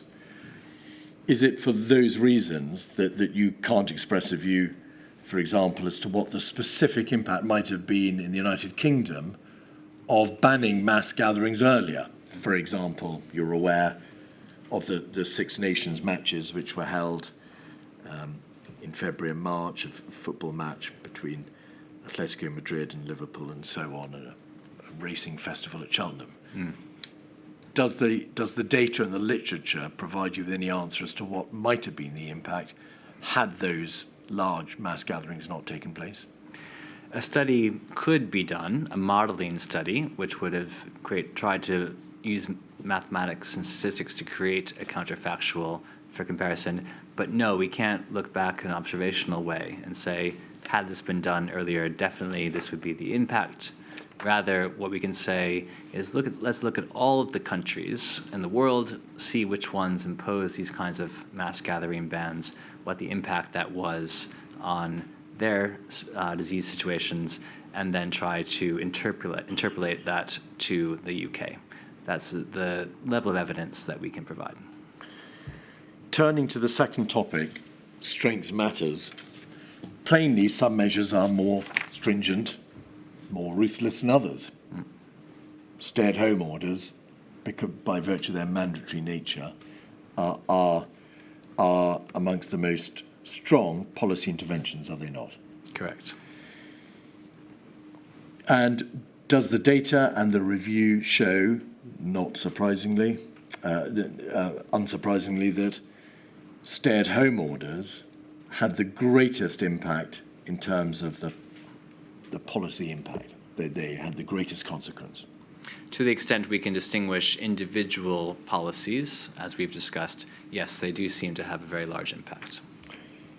Similarly, did the closing of schools and the limiting of mass gatherings also have, as these things go, more effective impact than other less stringent measures? So some of it would depend on the level of closure. So some mass gatherings, for example, were not completely banned, but were allowed to occur with, say, a 2-meter rule or other kinds of mitigating factors. So we would say a more stringent measure is one at the top of our scale, not so much about the kind of intervention, but rather the degree of stringency to which it was applied. And perhaps again, self-evidently, the benefit of a more stringent measure was, it would seem, not just a reduction in transmission, but also a better outcome in terms of health and death rates. Correct. Did that general proposition apply throughout the pandemic? So in the latter stages of the pandemic across the world, do stringent measures have the same general impact as they did in the earlier stages of the pandemic? And if not, why not?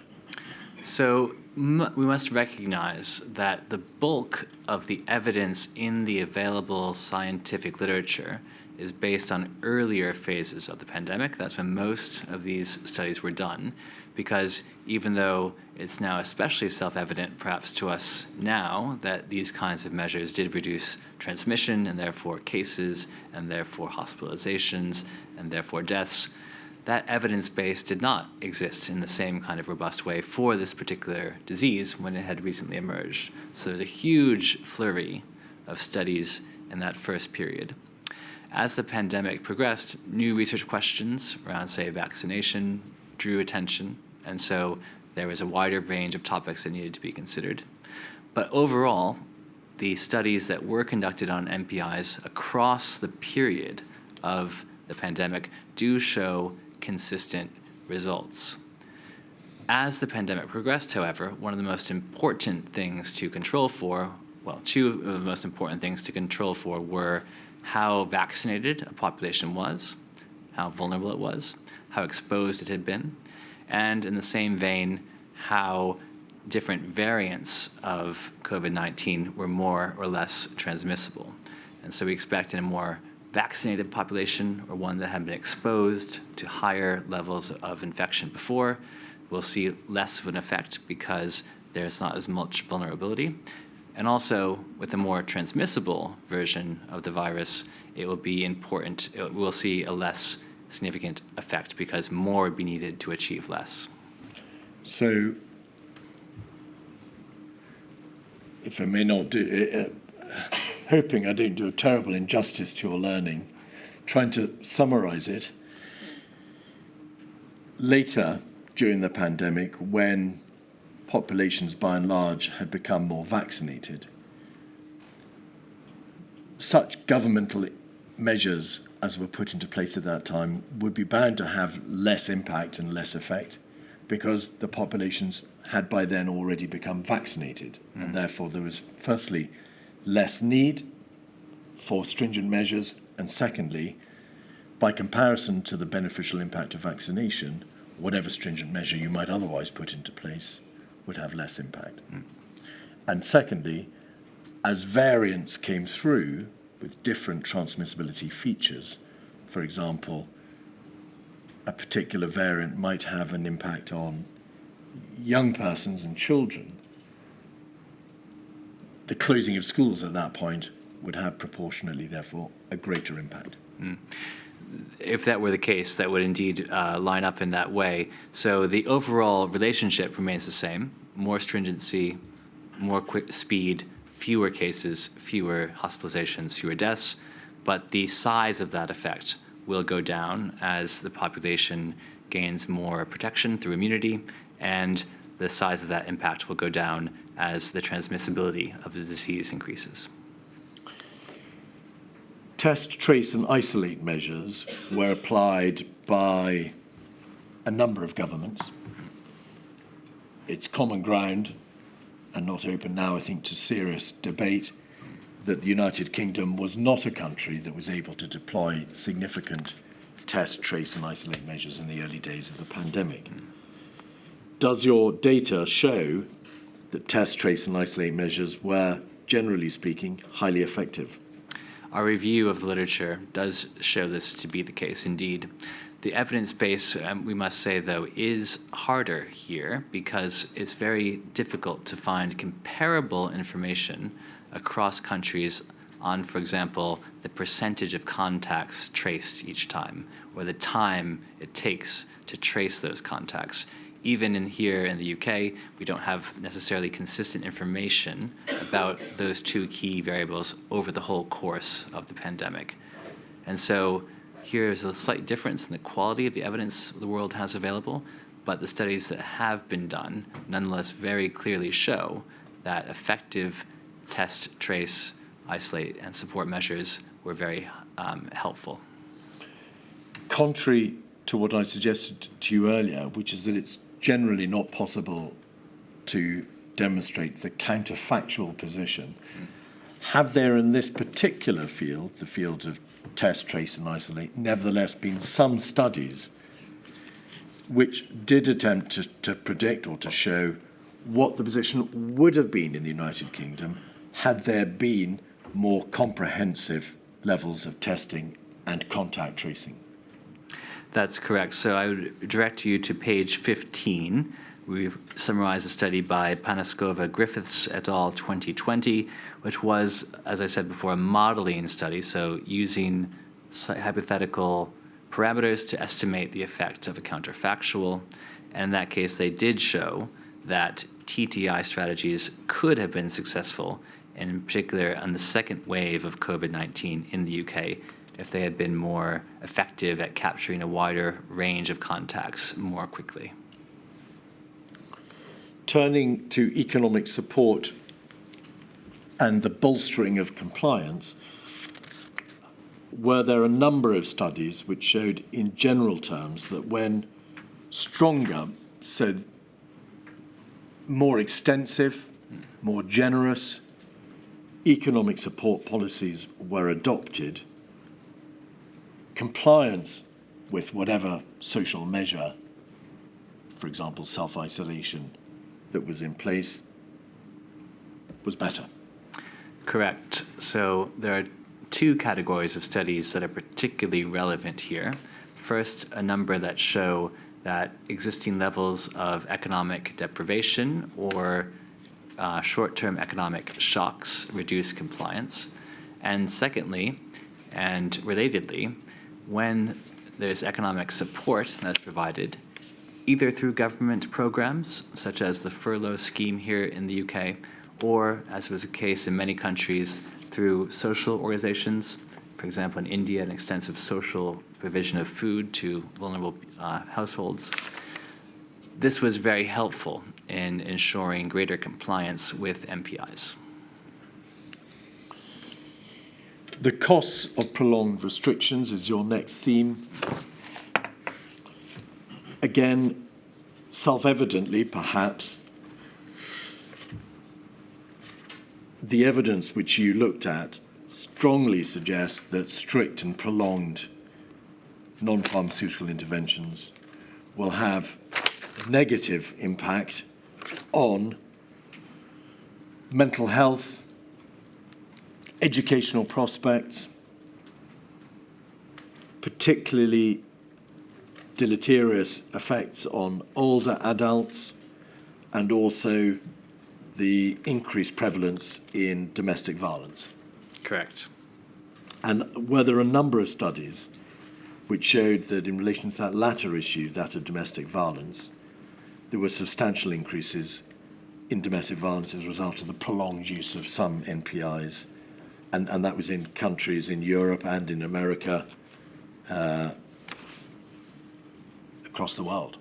Indeed, and it's striking to see such consistency in the findings across very different contexts, indeed in countries where the previous levels of domestic violence were also quite different, all showed a similar increase.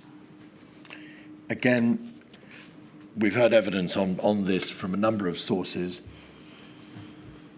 The application of more stringent non-pharmaceutical interventions also had disproportionate impact on various sectors of the populations in each of the countries, on ethnic minorities, members of ethnic minorities, ethnic groups, women, the elderly, those living alone, and those suffering from comorbidities, as well as those who are otherwise economically disadvantaged. That's correct. And surely it's one of the cruelest injustices of this pandemic that often similar people, similar groups of people who are both vulnerable to COVID were also vulnerable to the effects of actions against COVID. Some countries have, of course, been praised for the stringency and the rapidity, the speed of their non-pharmaceutical interventions, South Korea being one of them. But even in such countries, did those non-pharmaceutical interventions strike disproportionately hard upon some sectors of the population? They certainly did, and the elderly population in South Korea, one study showed, was particularly negatively affected by the policies the government put in place. And I'd add that these differential impacts were often exploited by the virus to affect the larger population. So, for example, in Singapore, a country which is particularly effective in managing the disease overall, one large, relatively uncontrolled outbreak occurred first in a population of migrant workers who were one of the more marginalized groups in society. And so there, the differential impacts were not just an injustice, but also a detriment to the country's overall response. Turning to page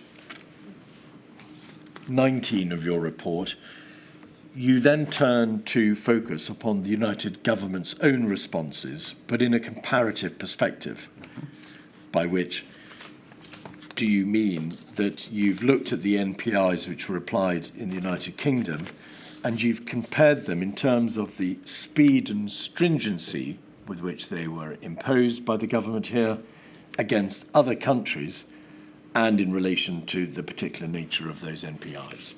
Correct. Now, at page 21, do you produce a figure, you call it figure 3A, which shows, in respect of England, Scotland, Wales and Northern Ireland, and by the division of particular NPIs, school closures, workplace closures, cancellation of public events and so on and so forth, how many days elapsed between the first confirmed case of COVID in each of those countries and the point at which that particular MPI was imposed? Correct. And in general terms, do you conclude, or does the literature show, that for the majority of these NPIs, England, Scotland, Wales and Northern Ireland delayed, or there was a greater elapse of time before the imposition of these NPIs than really the majority of all other countries? That's correct. I would also draw your attention to the following figure, 3B, which looks at time. We were going to get there. Wonderful. But let me ask you this, Professor. The danger in relying too much upon a chart that shows the delay between the first confirmed case of the virus and the imposition of NPIs is that the first confirmed case has a degree of variability as to when it might be, and that may depend on a lot of different reasons, and it may also not be a fair reflection of the extent to which the virus has already spread in a country. So did you, on page 23, compare the position of what delays there had been before the NPIs were applied after the 100th confirmed case in each of the countries? Correct. And in general terms, what did that chart show about the extent of the elapse of time, or perhaps more pejoratively, delay? It shows very clearly, figure 3B, that in relation to the spread of the virus, restrictive measures across the United Kingdom came into place much more slowly than they were put into place in other groups of comparator countries, different regions, similar countries with similar political systems, those with similar populations or age profiles, etc. And this was particularly true. It was really not the only real place where the United Kingdom's restrictions were broadly comparable were for the two categories, panels E and H, on protection for the elderly and stay-at-home requirements. But on every other MPI we looked at, there's a considerable delay in the UK measures compared to other groups of countries. And are there 2 points that must be made, 2 additional points that must be made in relation to the chart at 3B? Firstly, it might be thought that England had delayed to a greater extent than Scotland, Wales and Northern Ireland because, for example, in relation to school closures, workplace closures and cancellation of public events, the bar chart is longer. But is that because at the point at which the United Kingdom applied those measures, which it did simultaneously in many places, on many occasions for England, Scotland, Wales and Northern Ireland, by that point in time, the virus had been prevalent in England for longer? That's correct. So if we were looking at this in normal calendar time, the different parts of the United Kingdom would look much more similar. If we were looking at this in calendar time, the United Kingdom as a whole would look sort of in the middle of the pack relative to most other countries. But of course, the virus doesn't think about calendar time. It thinks about its own spread. And so this chart is showing us, if you will, a virus time perspective. And for decision making, that's, of course, the key metric. And the second most important point, perhaps, is that the stay-at-home requirement was imposed in the United Kingdom, the mandatory lockdown, of course, simultaneously or very close in time to the cancellation of public events, workplace closures, school closures, and the closing of public transport, because that was the effect of the lockdown. And that is why there is very little by way of a delay in relation to the stay-at-home requirement in the middle of that page. It's because, yes, the stay-at-home measure came into place relative March 23rd, quite close to the 100th case, which was, I think, just a few weeks before that. But other kinds of policies have been put into place in softer forms before that. So it wasn't 100%, you must not go to school, but there were different kinds of suggestions that were being made, recommendations, et cetera. So some of that's captured here as well. I'm afraid I'm still struggling with the virus time and real time concept. Could you just run it past me again, Professor, please? Of course, my lady. So the bottom axis here, the x-axis along the bottom, which is a very small number, I apologize. You'll see it shows 0 on the left hand, then goes 5, 10, 15, 20. So those are the number of days since the 100th case. So for England, that will be, this clock will start, I'm sorry I don't have the exact date in my mind, but it'll have started before, because England had 100 cases, long before Scotland did, long before Wales did, and before Northern Ireland did. So for each of these jurisdictions, and as well as all the comparators, we're measuring when they put in place a measure based on how far it was from the 100th case, not when what the date on the calendar was. Thank you. Or putting it another way, at the point at which the particular measure was imposed for the United Kingdom, the virus had already spread further in England. Correct. And more time had passed since the first or the 100th case. Correct. Can we then turn to a different topic, which is on page 24, the comparison between the timing and intensity of UK responses to other countries. On page 25, to go forward one page, you produce table 4, which is entitled, we can see from the left-hand side of the page, Policy Strength. Over time, that is to say the whole period of the pandemic, have you looked at, in these charts, the stringency, the general level of severity of the measures applied by each country, and compared them over time with a very large number of other countries across the world? Correct. So if we look at school closures in the top left, the red line, which I think we can see more clearly than other lines, is the United Kingdom, is it not? That's correct. And so we can see that in relation to school closures,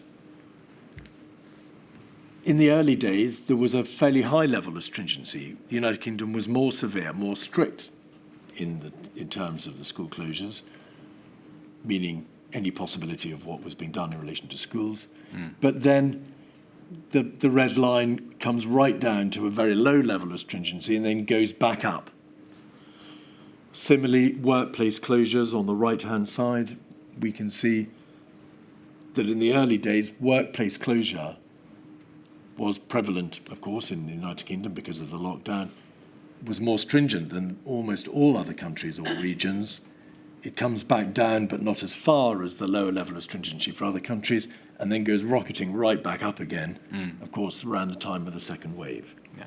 And we can see, if you scroll back out, a similar pattern of cancelling public events, restrictions on gatherings, closing public transport, stay at home, but particularly restrictions on internal movement, a very high level of stringency, effectively during the first wave, and then, relatively speaking, a very considerable drop in the level of severity, the summer of 2020, and then moving right back up again at the time of the second wave. Correct. What that shows, does it not, is that there was a degree of roller coaster element in the United Kingdom's response.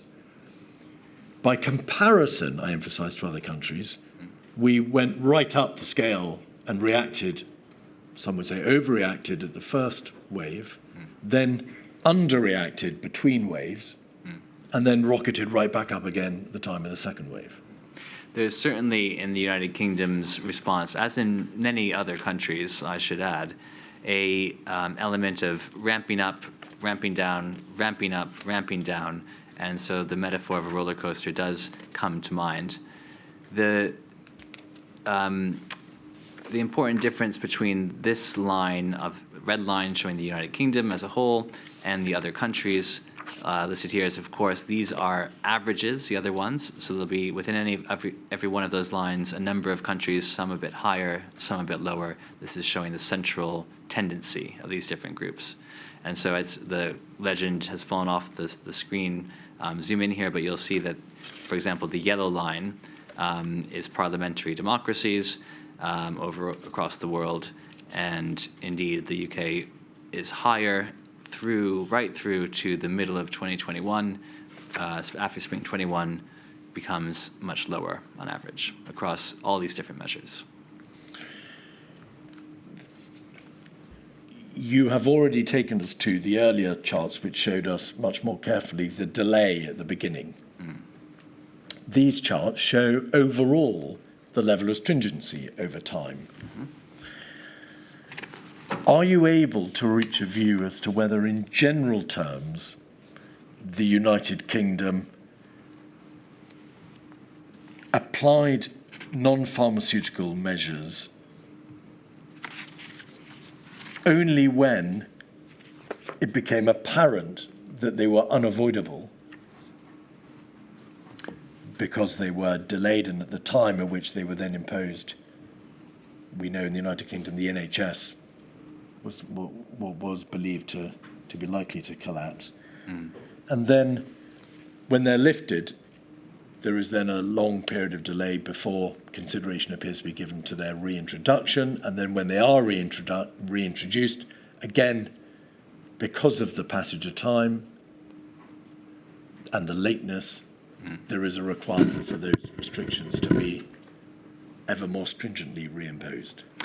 Correct. So we see this roller coaster tendency where restrictions are put into place only after it becomes apparent there'll be a very severe threat to the health system. That's after a large amount of community spread has begun. Because it's so prevalent at that moment, the restrictions need to be more stringent and to be in place for a longer period of time than might have been the case otherwise. But precisely because sustaining high stringency for a long period comes with costs, there's huge pressure to roll them back sooner rather than later. And that leaves inevitably some residual virus circulating in the population, which lays the seeds for the next wave to emerge. And so this kind of tendency to act too late in the first instance and to take measures away too soon in the second instance does tend to lead to the peaks and troughs that these graphs show. Do later charts and figures, which I won't in fact take you to, show that an analysis putting together some of the threads that you've identified of those countries which had significant or substantial testing, contact tracing and isolation systems against those countries which were not obliged to impose MPIs at such high levels of stringency because they had effectively delayed, show that the presence of significant testing, contact tracing and isolation measures allowed countries not to have to react by way of the imposition of such severe, stringent measures. Indeed. So countries as diverse as Japan, South Korea, Vietnam, others were able to use testing and tracing measures to maintain a very low level of spread, and when a new outbreak would emerge, to quickly react to make sure those individuals were not involved in further spreading the virus. That prevented them from getting to the point of a wider population spread in many instances that would have required more restrictive, stringent measures to control. And so the effective use of these testing measures was a nice way of maintaining a low level of spread and therefore not beginning the rise of the roller coaster back up the ramp. And did you also find a link between those countries which had that testing capacity and which were able to avoid relatively stringent NPIs and those countries which suffered the most in terms of excess number of deaths, economic performance, and general health impact? Correct. So the countries that were riding the roller coaster were suffering from a trifecta of large health impacts, high, long periods of stringency, and negative economic consequences. And those that were able to maintain a low level of spread, perhaps through effective TTI measures, were able to have a better outcome on all three of those measures. Overall, does the literature and the data from your tracker project show that there were some areas of conspicuous success for the United Kingdom? The speed and scope of its genetic sequencing, because that allowed it to be very well placed to assess the emergence of variants and the spread ultimately of the virus. A very considerable and impressive degree of ability to test and survey and keep tabs on the spread of the virus, particularly in the middle and later stages of the pandemic through surveys such as the ONS Covid-19 infection survey, and the speed and extent of the vaccine deployment. Correct. But the absence of a test, trace, and isolation process ultimately led to the data and the findings which you've reached in relation to the delay and then the repeated reintroduction of extremely stringent and damaging measures. We do see consistently that countries that performed well and were able to avoid the rise and fall of cases, deaths, and restrictive measures were those that used the testing, tracing, isolation, and support measures effectively, alongside other measures. Thank you very much.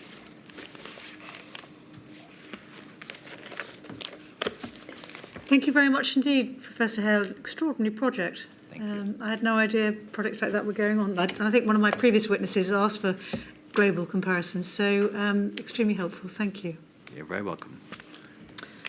Right, shall we break now for lunch? Because I think this Certainly. afternoon's witness is here, but you probably would like to have a few. By all means. 1:45, please. All rise.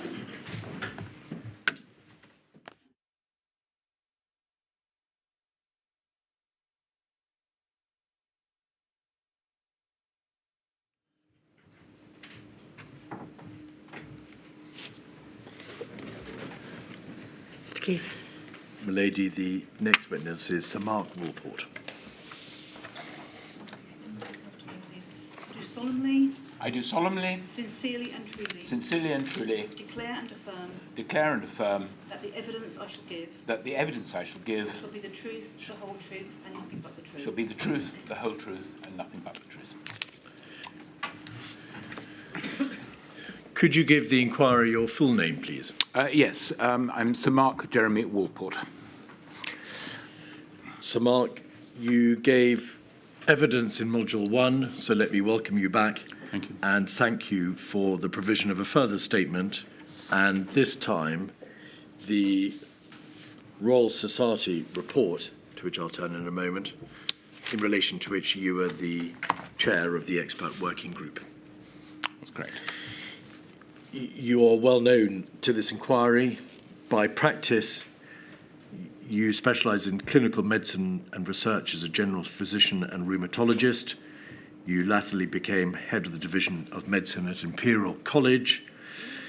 You were director of the Wellcome Trust from 2003 to 13, and most pertinently, perhaps, from April 13 to September 2017, you were the Government Chief Scientific Advisor. Correct. Your successor was Sir Chris Whitty on an interim basis. Correct. He was followed by Sir Patrick Vallance, as is well known. The current incumbent is Dame Angela McLean, and she took up her post in this year, 2023. You were also the founding Chief Executive Officer of the United Kingdom Research Institute, if I have the acronym. Research and innovation. Thank you very much. I began to pause. I wasn't sure I'd got that one right. The UKRI is an amalgamation, is it not, of what were formerly known as research councils. It provides funding to researchers, businesses, universities, charities, NGOs and the like in relation to the broad field of science and medicine. Broader than that, actually. So it was created by Act of Parliament, came into existence in 2018, and brought together the 7 research councils, which cover everything from the arts and humanities, to the biological, physical, medical sciences. It also brings together the UK's innovation agency, Innovate UK, and also, in the case, and for all those activities, is UK-wide. It also incorporates Research England, which provides infrastructure support for English universities. And could you please, whilst you give evidence, it's my fault for not reminding you, try to go as slow as you possibly can. Yeah, sorry. The reason I ask you about the UKRI is that during this pandemic, although you were no longer the government's chief scientific advisor, did you nevertheless attend no less than 54 meetings of SAGE in your role as the CEO of the UKRI? Why was that? I did, and it was because an important responsibility for UKRI was funding the research and indeed the innovation appropriate to a national emergency.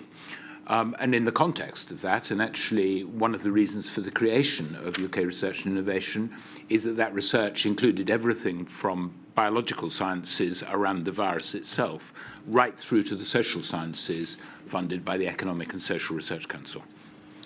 And so by virtue of your attendance on SAGE, you were able to be there as the CEO of UKRI in order to promote the early and rapid funding Yes. of the various the various pieces of work or research or accumulation of data that SAGE required to be done. Absolutely. It was part of, if you like, a two-way transmission mechanism between the mechanism that provided scientific advice through Sir Patrick Vallance and Sir Chris Whitty, so that we could be sure that the research was relevant wherever possible. As part of your many roles, are you also an elected Fellow of the Royal Society? I think a position that you have held since 2011, as well as being its Vice President and, wonderfully, its Foreign Secretary. Indeed. The Royal Society is, I think, the oldest scientific academy in existence, releasing continuous existence, having been founded in 1660. But it essentially recognises, promotes and supports excellence in science. And is it by virtue of that function that you came to chair the working group that produced the report that you have exhibited for us? I was actually asked to chair it before I became the Foreign Secretary, by virtue of my sort of broad expertise in the area. The Foreign Secretary bit came later, and reflects the fact that science is global. And so the Royal Society, from its inception, was very international in its outlook to research.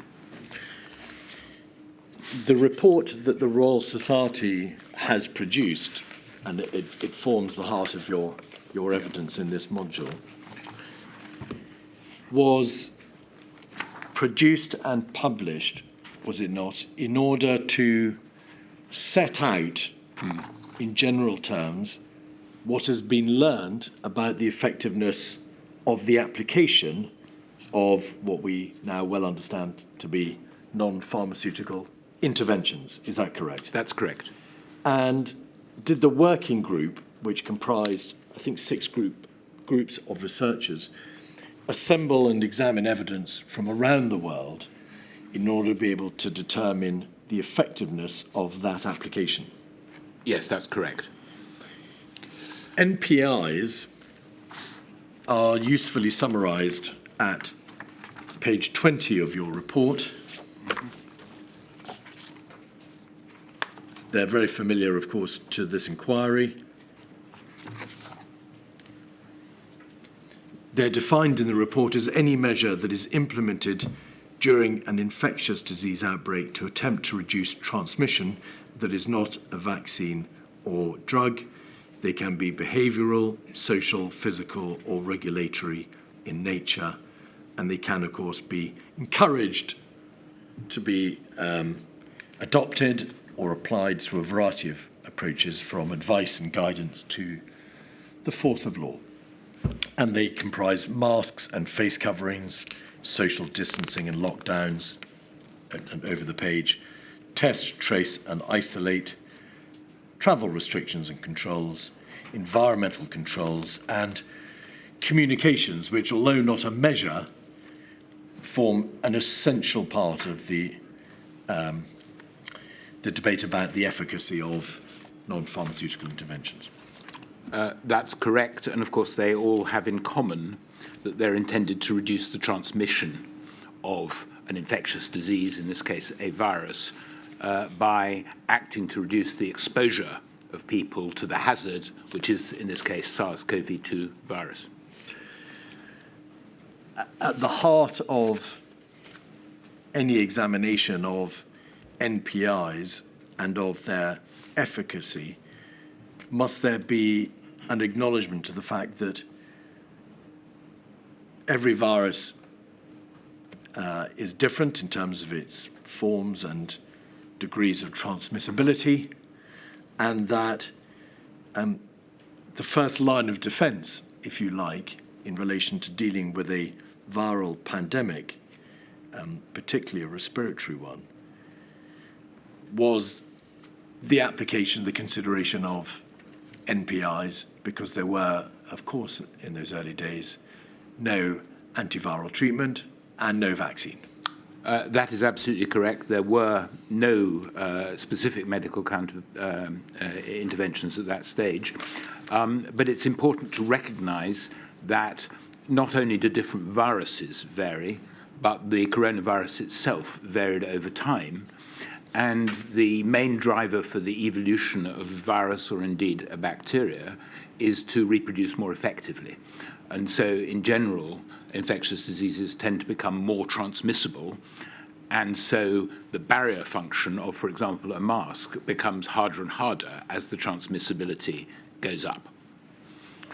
In truth, all governments faced a terrible quandary, did they not, Yep. in the early days of the pandemic, because it was simply not possible to know with any degree of exactitude the nature of the likely spread of the virus. And under that heading, one might include a lack of understanding of the coronavirus's reproduction number, whether it was asymptomatic or pre-symptomatic, what its incubation period was, what its latent period was, what its generational period was, how quickly it would double in size, and so on. All that was unknown. Absolutely. And so, to a very large extent, the application of non-pharmaceutical interventions took place against a significant background of ignorance.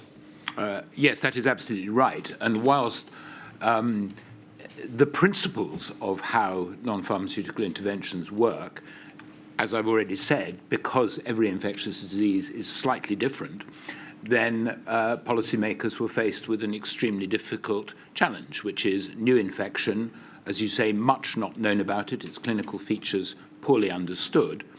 But nevertheless, there were signs that this was a dangerous virus, and so important to take precautionary measures and apply non-pharmaceutical interventions.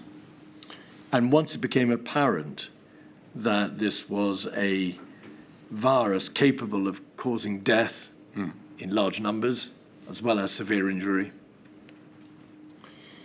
all governments faced a terrible balance or dichotomy, which was the absence of the imposition of non-pharmaceutical interventions would likely lead to unconscionable numbers of deaths, but the imposition of non-pharmaceutical interventions against that background of ignorance, through no fault of government, would likely lead to terrible cost and damage. That is absolutely correct. And so a very strong incentive for policymakers to slow the spread of infection. And of course, the other thing at the beginning of this pandemic was that it was not known whether it would be possible to make a vaccine or what medical countermeasures might become available. But there's not only the direct consequences of the virus in terms of causing illness, but also the indirect consequences in terms of health systems becoming overwhelmed, the danger of the breakdown of other aspects of national infrastructure. And so every incentive to take quite a strong precautionary principle and do the very best possible to slow or, if possible, to stop the spread of infection. And some countries did take a zero COVID approach from very early on. In other words, they tried to eliminate the spread. I'm pleased to say that we shan't be engaging today, No. Sir Mark, in the conceptual debate of suppression versus mitigation. Correct. But that debate is reflective, isn't it, of one of the many extremely difficult decisions that all governments have to make. At the time of the commencement of the pandemic, was there much by way or any objective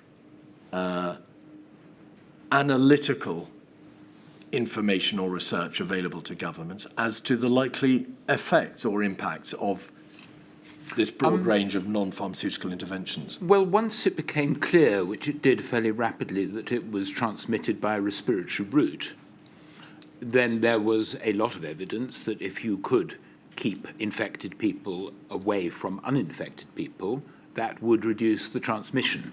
So every reason to think that non-pharmaceutical interventions would be effective, but how effective was unknown. Was there a large or any body of randomized controlled trial work or analysis from empirical data as to how in practice any of these NPIs would work? No, minimal information, because so much depends on the transmissibility of the virus and the details of the route of the transmission. So there was very, very little prior evidence.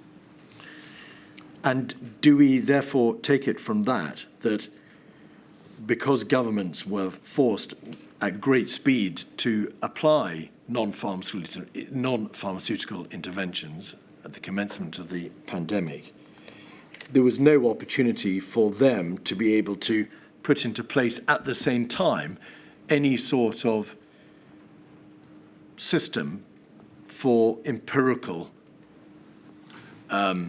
conclusions to be drawn about how effective the steps were that they were putting into place? I think it would have been extremely difficult, certainly in the absence of prior preparation of protocols. And it's also worth saying that if you want to explore the specific effectiveness of one of these non-pharmaceutical interventions, then the perfect experiment is to have a population, half of whom do use, half of whom don't, or use a different one. But it was policymakers recognized that you need to use non-pharmaceutical interventions in combination. And so there was a priority to introduce measures in combination. And bluntly, the government had to get on with the job in hand and Absolutely. do whatever they could to combat the virus with Correct. maximum speed. Correct. The study which the Royal Society has therefore carried out is an observational study, is it not? It's a systematic review of the evidence. In other words, it's to look at all types of evidence. And in some cases, there were trials which were deductive. In other words, you could compare a group using masks and a group not using masks. But by and large, because non-pharmaceutical interventions were introduced in combination, it was extremely difficult to dissect the relative effects of one non-pharmaceutical intervention against another. So to give you a concrete example, when strong social distancing measures are applied, then is the effect due to wearing a mask or to the social distancing? And so the groups reviewed an enormous amount of evidence and came down to a relatively small number of studies in the hundreds where it was possible to achieve some deductive information about the effectiveness or otherwise of the non-pharmaceutical intervention. But for those systematic reviewers who are used to working with placebo-controlled clinical trials, they would view the quality of the evidence as being far weaker. But on the other hand, observational research is important, and indeed, going back through the history of the Royal Society, is the way that we have learned about all sorts of things. You can't always do an experiment. You have to rely on observational data. So we did the work in two parts, really, which was to try and work out as much as we could about each of the individual non-pharmaceutical interventions. But we also did a number of country case studies, because that gives you a different observational approach to what happens when things are done in combination. You can learn quite a lot from those. And were those three case studies, in fact, studies drawn from Hong Kong, New Zealand, and South Korea? That's correct. Finally, by way of introduction, the value of the Royal Society's report to this inquiry is, if I may say so, self-evident. But for what general purposes did the Royal Society engage this valuable piece of work? Is it, if I may ask, in order to promote the general learning and understanding of this topic, or did you have an eye towards its use and its importance I think for the it- purposes of future crises which might befall us? I think the answer is both, actually. Research advances through individual discoveries, but importantly, it advances through the aggregation of knowledge derived from a variety of studies. During the pandemic, the Royal Society did convene two committees to provide evidence reviews. And so it was a logical extension of that work that at a time when it was really important to understand the best evidence that we have on the effectiveness of non-pharmaceutical interventions, it was a timely report to produce. It's implicit in what you've said already, Sir Mark, that the review comprised a minute examination of studies and reports and research material from across the world. Yes. One of the core participants has asked the inquiry to ask of you the extent to which the research covered material produced in or relating to Wales. And I suppose one could draw from that question a wider question, which is, can you say anything about the degree or the proportion of that research material which related to the United Kingdom as opposed to the rest of the world? I don't think I can answer that question specifically.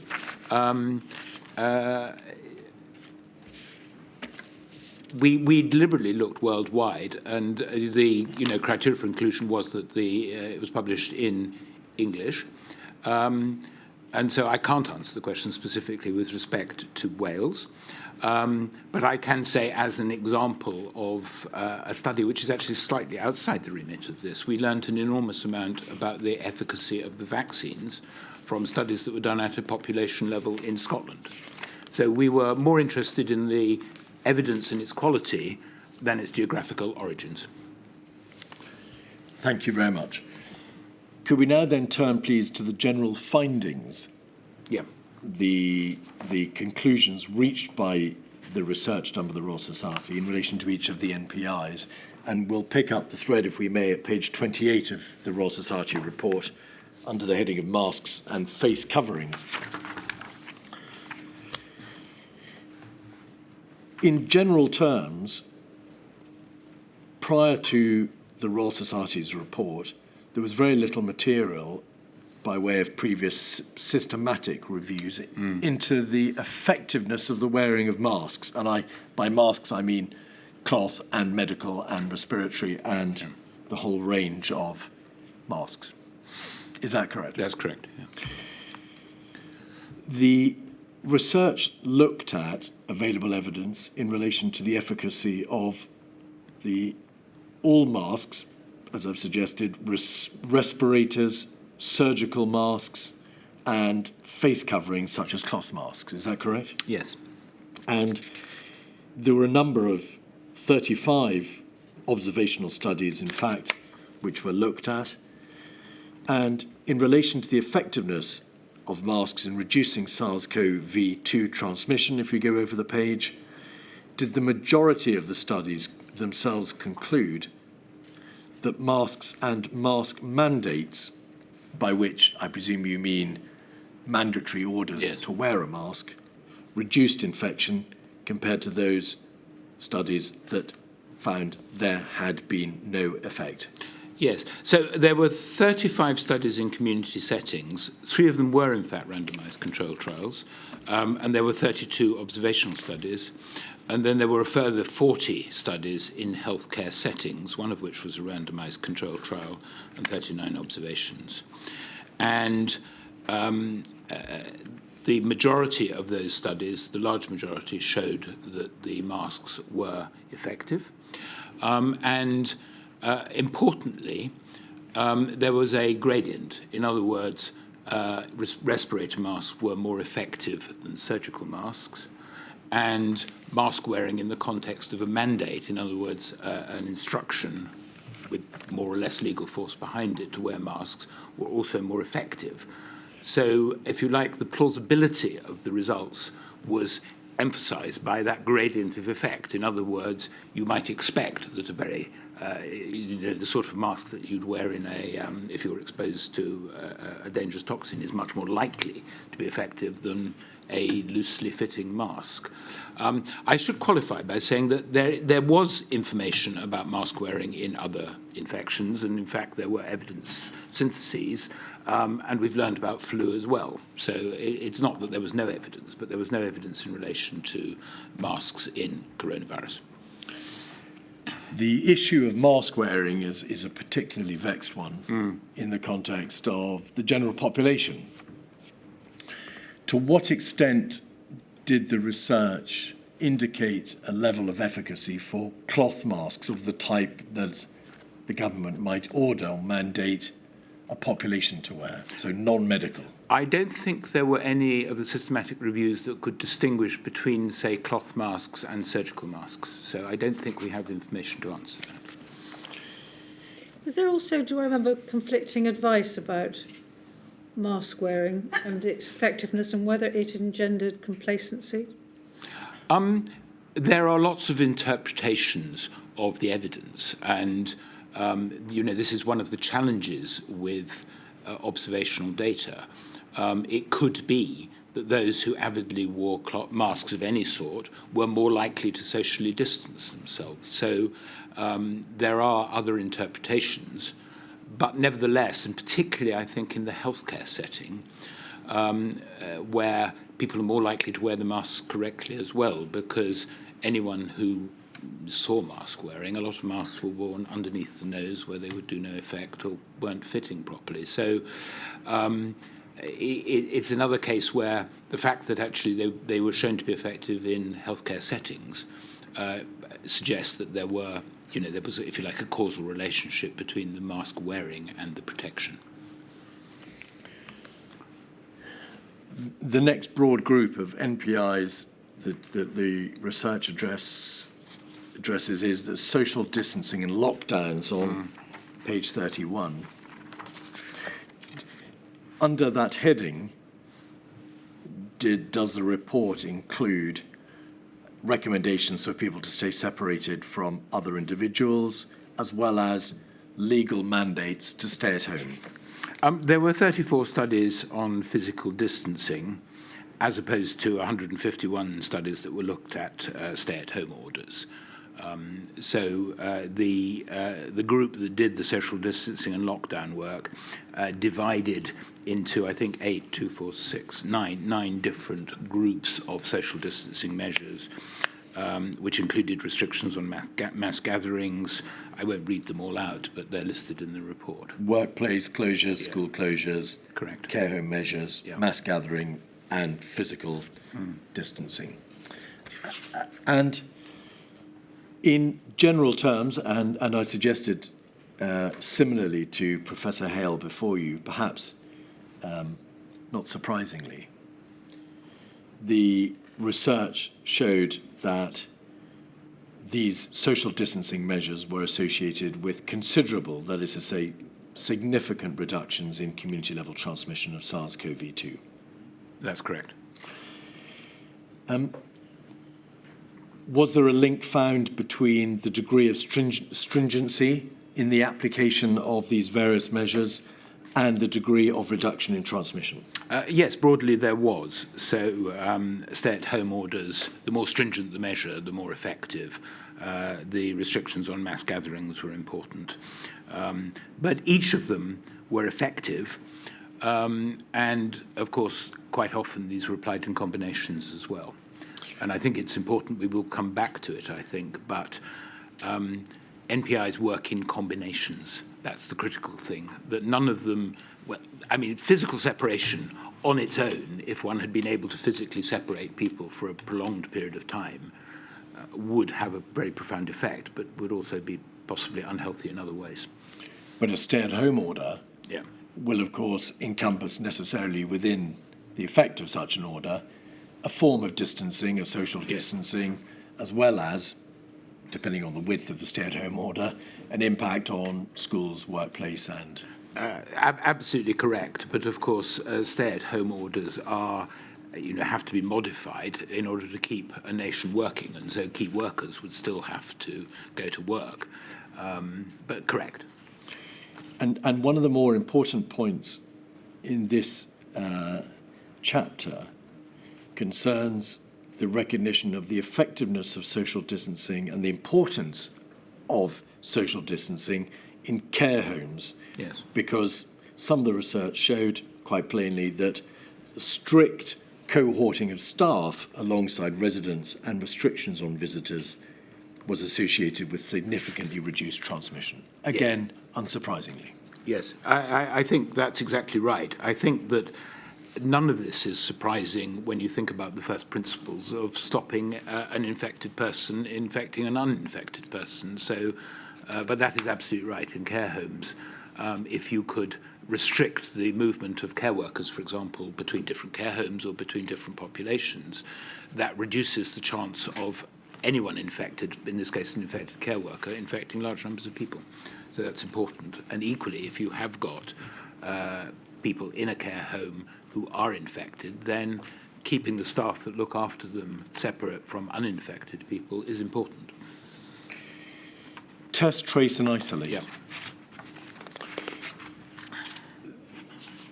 Quite plainly, again, there were a number of papers and research articles to which the report had regard. And some of that material, in fact, comprised detailed data from the United Kingdom, did it not? Yes, particularly the app that was used on the Isle of Wight. But was that when the government introduced, by way of experiment, I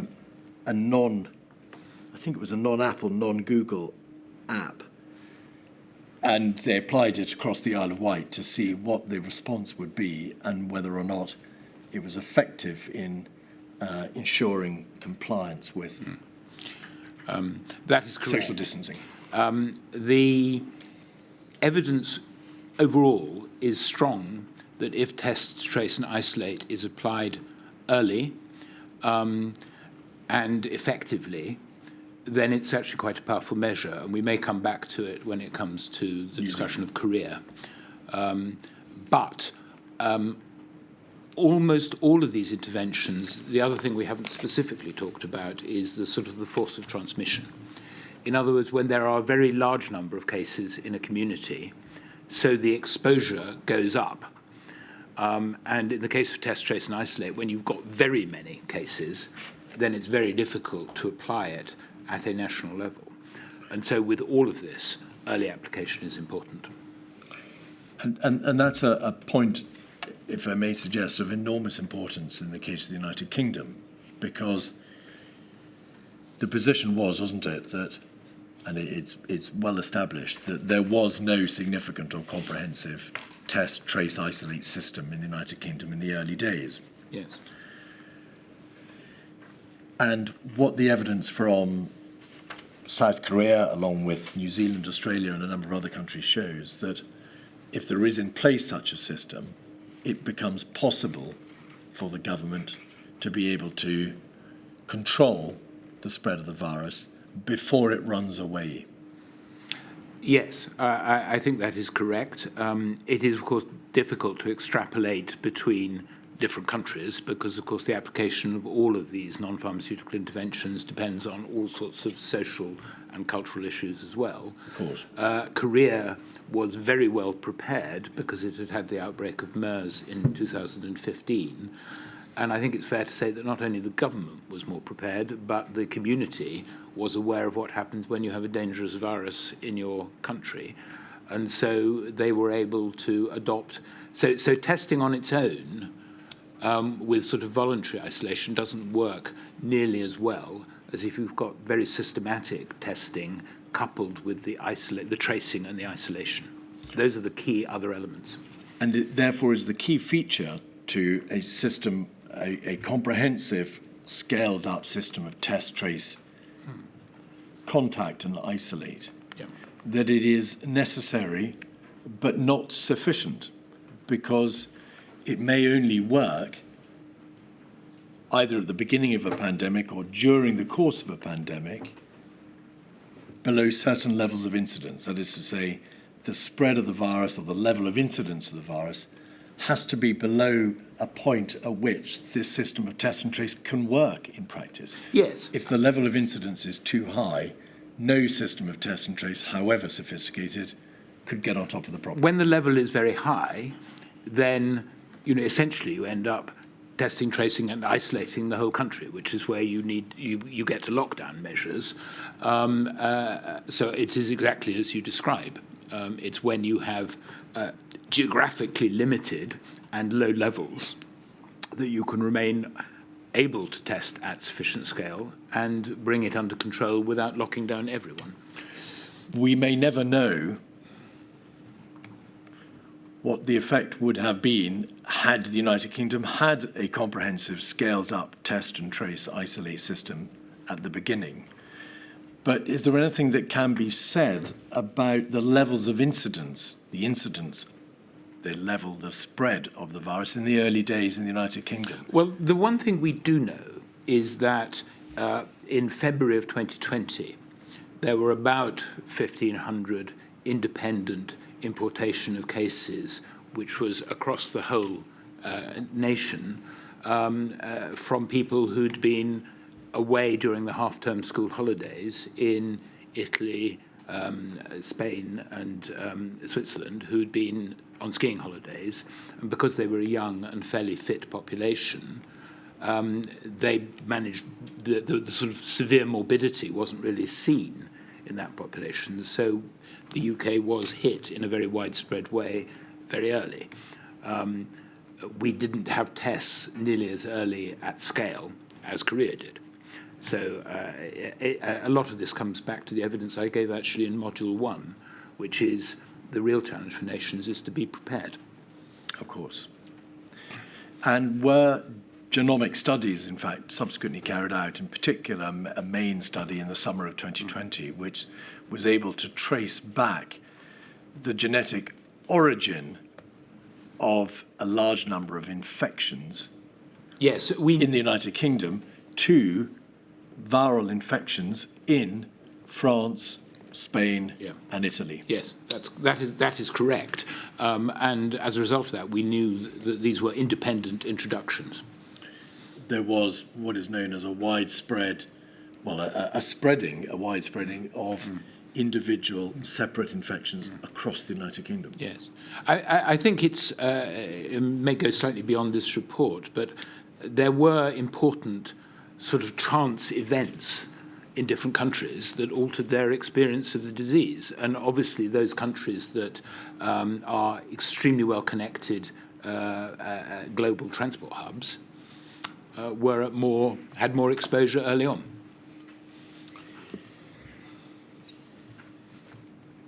You make the point on page 35, in addition, that even where COVID-19 cases are higher, so even where there is a higher incidence, test, trace and isolation may still have an important role to play because, of course, it can still suppress, perhaps only around the outer margins, but it can still suppress the virus even if it's not able to completely control its spread.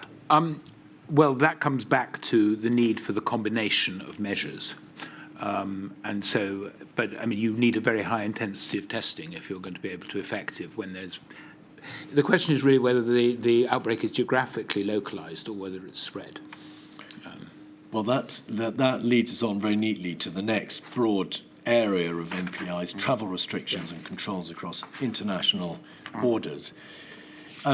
Does that cover, in fact, quite a wide range of measures from screening, yes, checking people's temperatures when they come across a border or looking for signs of fever, all the way across the spectrum of measure to shutting a border or only allowing people in with full isolation and quarantine? It does, and it includes a quarantine as part of it as well. So shutting a border completely is extremely difficult for almost any country in the world because most countries depend on the importation of goods and services.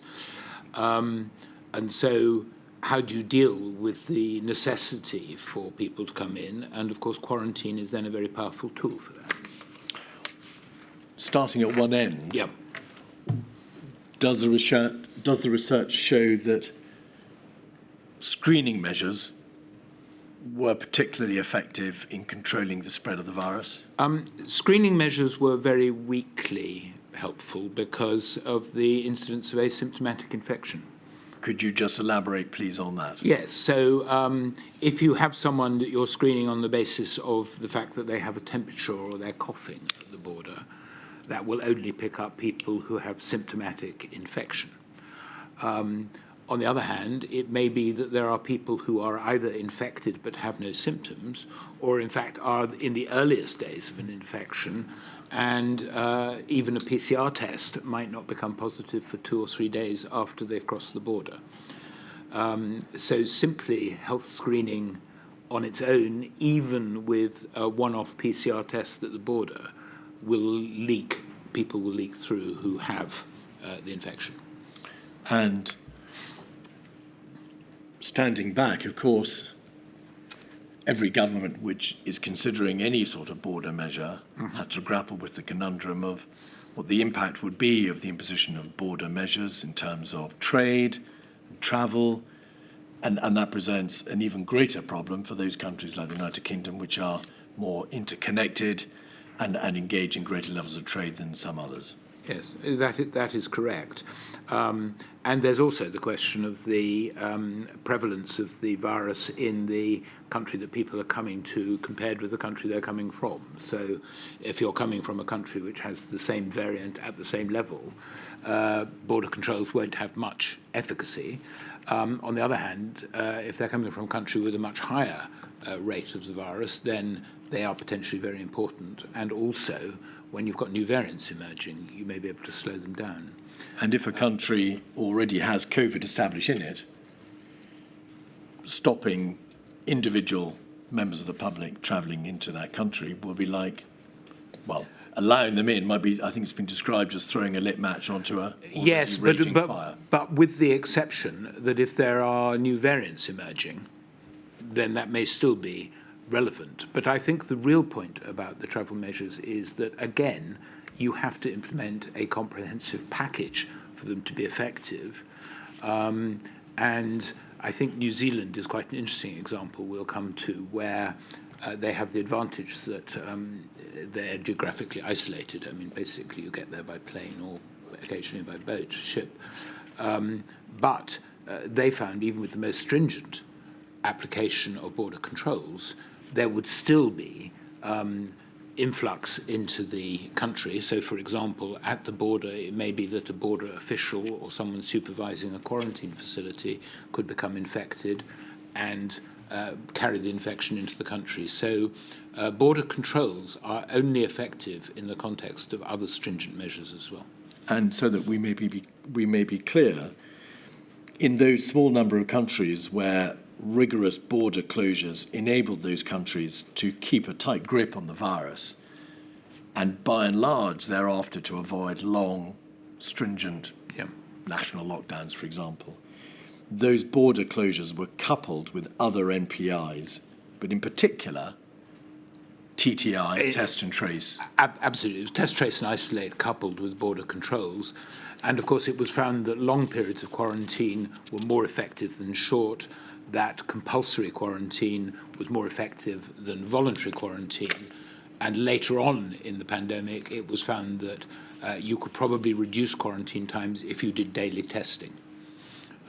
But effective quarantine, if you're trying to keep your border as a barrier, was an essential feature as well. The next broad area is that of environmental controls on page 39.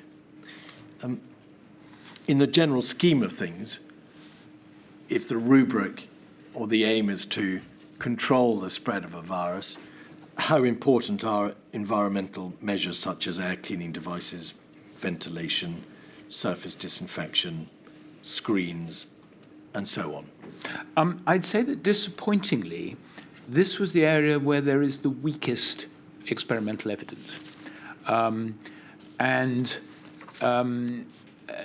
There are a small number of observational studies that appear to show the effectiveness of environmental measures, and that's everything from reducing the number of people in an environment to increasing ventilation. Again, everything that is known about the transmission of infection says that one way of reducing the exposure to exhaled virus is to increase the ventilation, so having open windows, increasing airflow. But there is remarkably little rigorous evidence that can be adduced. And I think it's one of those cases where absence of evidence should not be taken to be evidence of absence. In other words, because we can't demonstrate it doesn't mean that there wasn't an effect.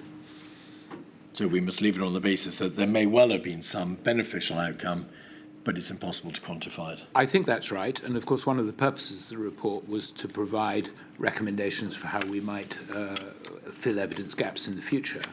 And there is a clear opportunity to gather evidence when it comes to environmental controls.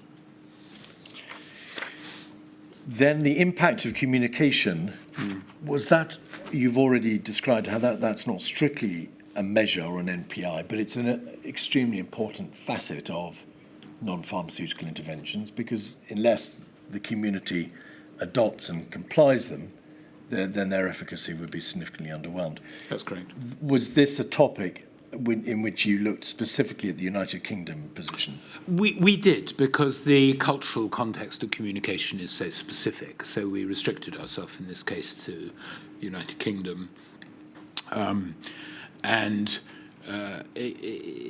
course, communication interfaces with all sorts of other cultural aspects of the society. So, for example, social cohesion, altruism, all sorts of features of society.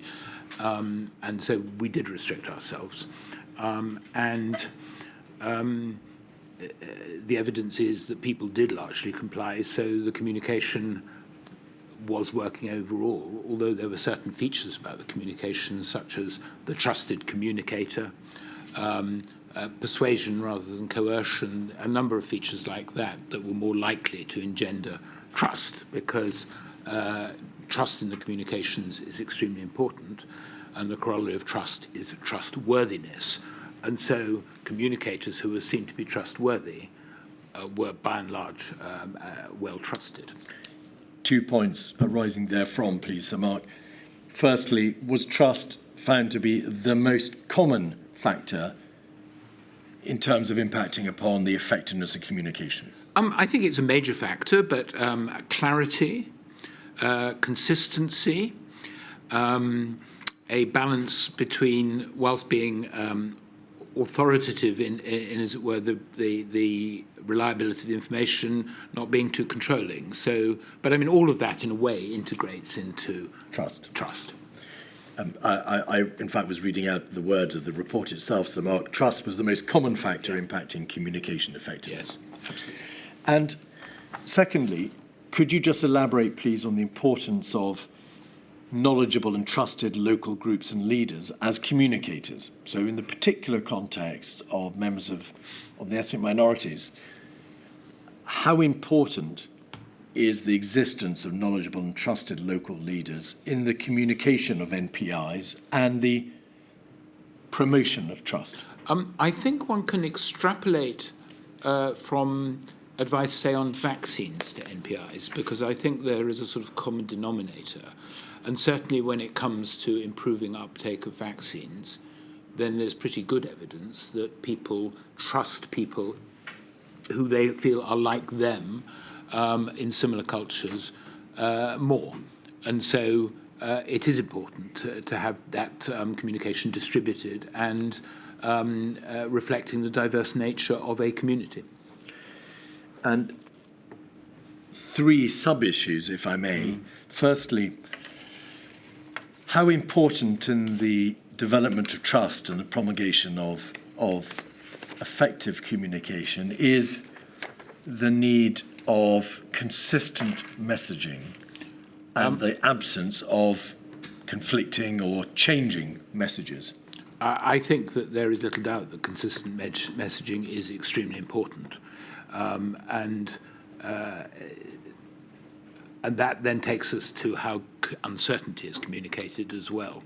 And uncertainty is sometimes communicated as X has one opinion and Y has a completely opposite one, and that then sends very confusing messages. And because you were looking particularly at research emanating from the United Kingdom, was one of the findings of the report that government guidance in the United Kingdom, which had, as we know, changed multiple times, and of course changed across devolved administrations as opposed to the United Kingdom, led to the potential for non-compliance, simply because people became either confused or desensitized.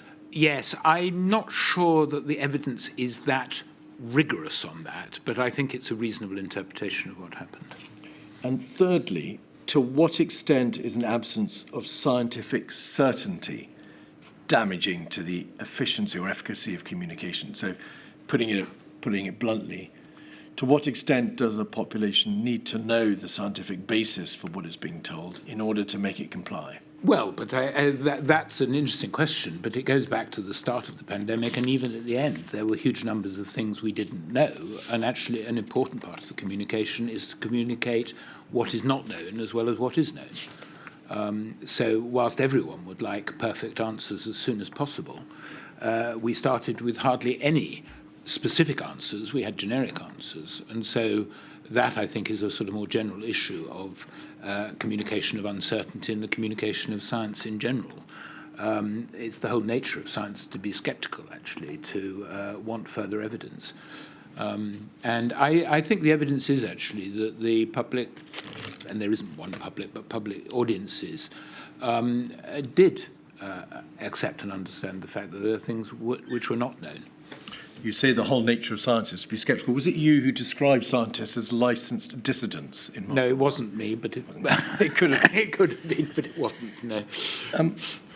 And therefore, in conclusion on this part of the report, do you call, in fact, on page 44, for governments in future to convey information clearly with consistent messages?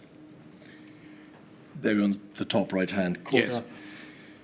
To convey information by trusted sources, such as health authorities, but in fact, there's a reference back to knowledgeable and trusted local group leaders. Yep. And thirdly, there must be a proper balance struck between authoritarianism and optional Yes, messaging. yes, those were the summary of the evidence review there. That's correct. You then turn, or rather the report then turns to a cross-national comparison of NPI effectiveness. You're aware, of course, of the report from Professor Tom Hale. Yes. You may indeed even have seen his evidence earlier today. In broad terms, are the conclusions from the Royal Society report very similar, although they come at it from a different angle, to the conclusions reached by Professor Hale, to the effect that the more stringent an NPI, the more effective it is likely to be, and also that the availability of comprehensive scaled-up test and trace and isolation measures are likely to be of the very greatest importance in being able to keep control or to regain control of a virus. Yes, I read Professor Hale's report. I was sort of locked away in a room out there whilst he was giving his evidence, so I didn't hear it. But I enjoyed his paper, and actually I was pleased that it was very complimentary to the paper produced from the Royal Society. So he came from the observational angle of looking at policy implementation in different countries across the world and correlating it with COVID cases. But when you say complimentary, I should just make plain, you mean it went very well alongside, yes, it complemented it rather than being very nice about it. Yes, correct. Compliments Yes, with an E. with Yes, an E, indeed. exactly. I did my research on a system of proteins called complement with an E, and people used to misspell it all the time. So, but yes, and of course the angle from the Royal Society report was to do systematic review of the evidence directly. But when it came to our national case studies, they fit more with the approach that was taken by Professor Hale. Could we then turn briefly to those three case studies, that's to say Hong Kong, New Zealand and South Korea? I don't want you to give an account of how the Hong Kong authorities proceeded throughout the whole course of the pandemic in relation to their imposition of NPIs. But focusing on the broad thrust,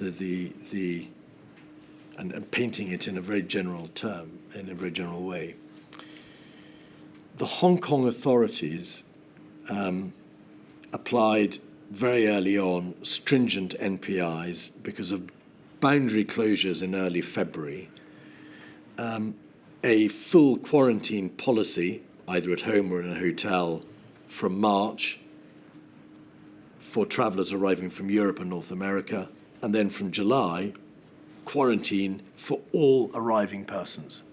Is that a fair summary? Yep. And therefore, they were able, or rather, the virus never escaped their control. It escaped. They were able to keep it under control. So yes, it didn't escape in the sense it was there, Indeed. but at very low level. Yeah. And where it popped up, the system for test and trace, and in particular isolation, was able to deal with outbreaks of the virus over time. Yes, that's correct. But where Hong Kong suffered terribly was that when these stringent NPIs were lifted, it became apparent that the levels of vaccination in the population were not as they should have been. There were very large numbers of elderly members of the Hong Kong population who were not vaccinated. And so when, in particular, Omicron broke through, Yes, they were vulnerable and they died in very large numbers. that is correct. So Hong Kong is a very good example of the beneficial impact of go early, go hard in terms of the early imposition of stringent NPIs That is correct. with vaccination. That is correct. And of course, that was the remarkable thing about this pandemic, which is that within a year of the pandemic started, there were vaccines that stopped people dying. Yes, but that's a correct analysis. New Zealand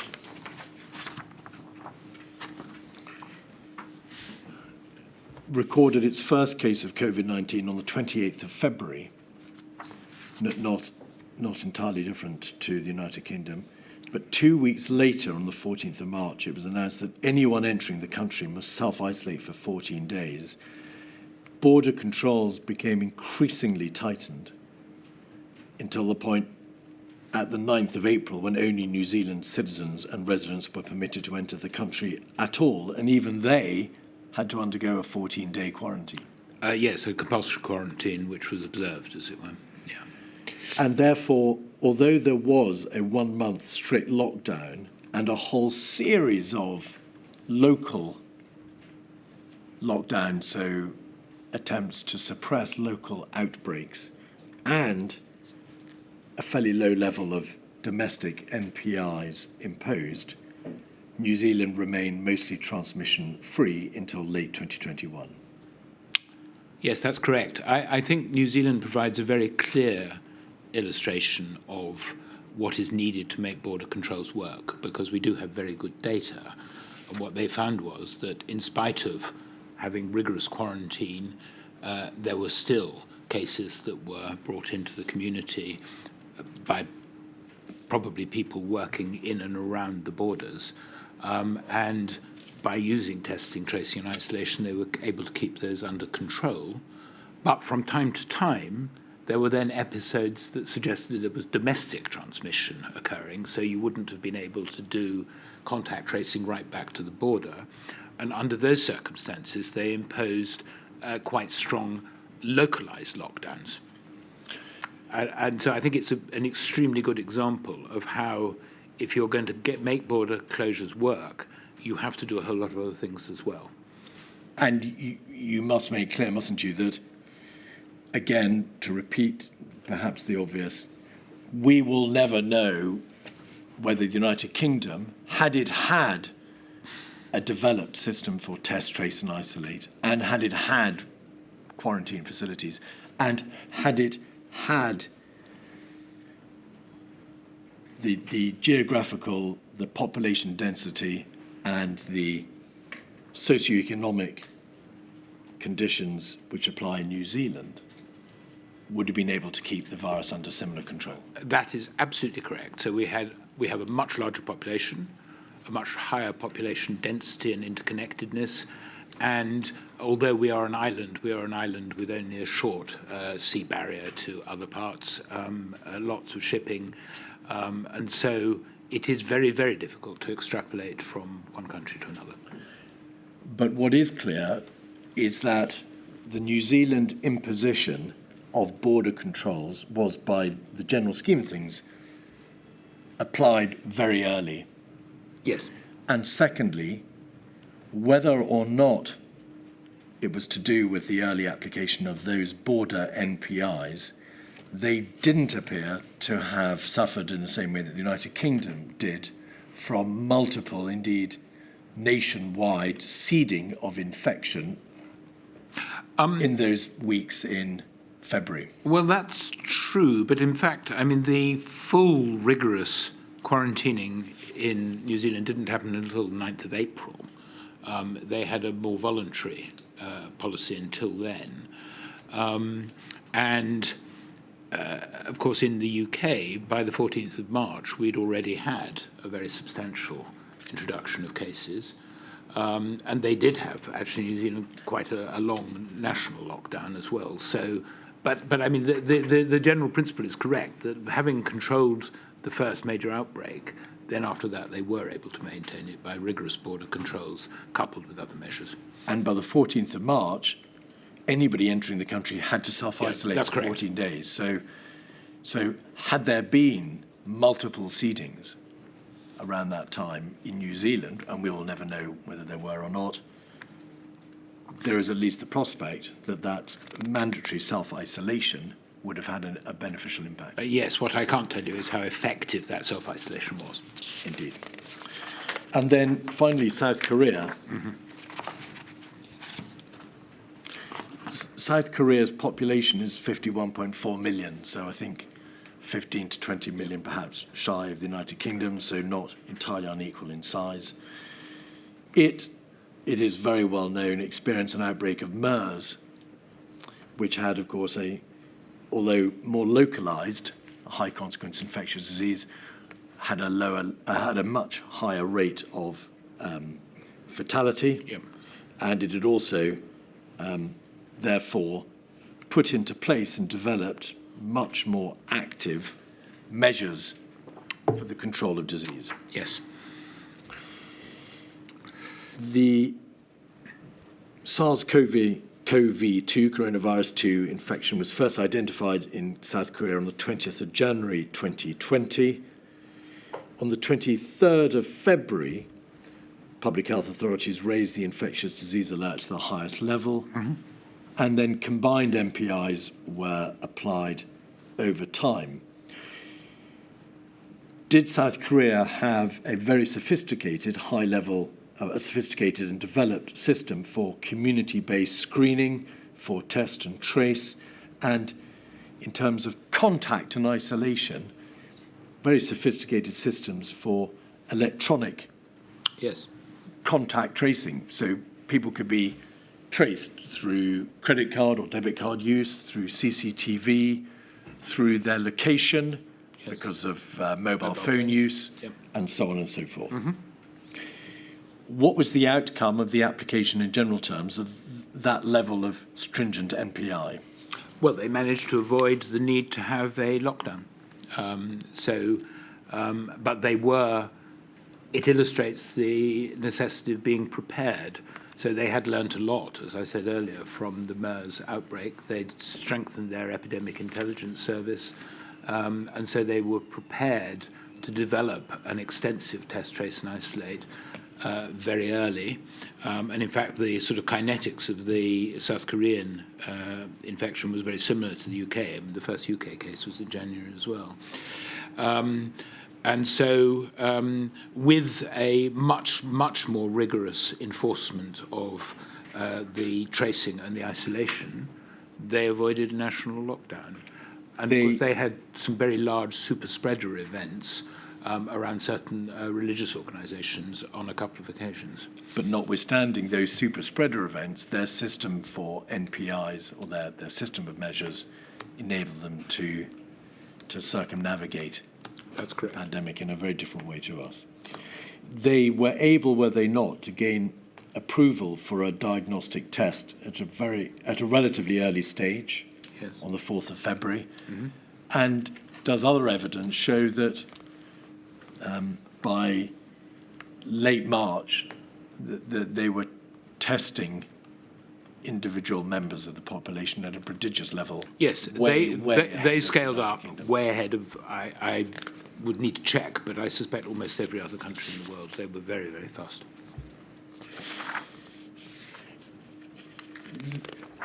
The report draws the threads together in a number of messages, if I may call them that, from page 63 onwards, Sir Mark.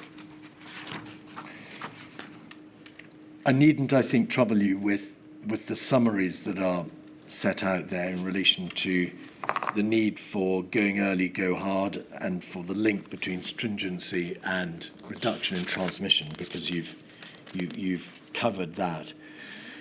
But on page 64, you make these points. Firstly, on the basis of strict early application of NPIs, it is obvious that it was that combination of NPIs that was crucial in terms of efficacy. Secondly, that the value of a proper test, trace, and isolate system is enormous. It is perhaps the core NPI if the aim or the goal is to stop a runaway infection or to try to regain control. Third, as you've already indicated, it is not possible, however, to reach counterfactual conclusions. What might have happened here if, and so on. But fourth, the key lesson to researchers is to be prepared, because it is only by understanding as fully as we may the impact of non-pharmaceutical interventions will we appreciate the vital importance of test and trace and of ensuring that a combination of NPIs next time is used at the earliest possible moment. Yes, so I'd qualify what you've just said, I think, in two ways. Firstly, the effectiveness of non-pharmaceutical interventions does depend on the transmissibility of the virus. And so no country in the world was essentially able to control it once the Omicron variant came out. That was the point at which China, with its very rigorous restrictions of mobility, just couldn't achieve it anymore. And so there is always that.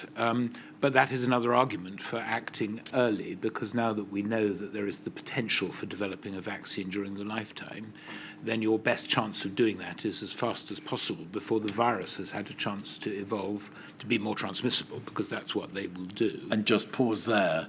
Yeah. Yes. One other ancillary benefit of stopping the spread of the virus is to stop, of course, the likelihood of variants, but also to stop the prevalence of syndromes such as long COVID, which come, of course, by way of injury from the widespread.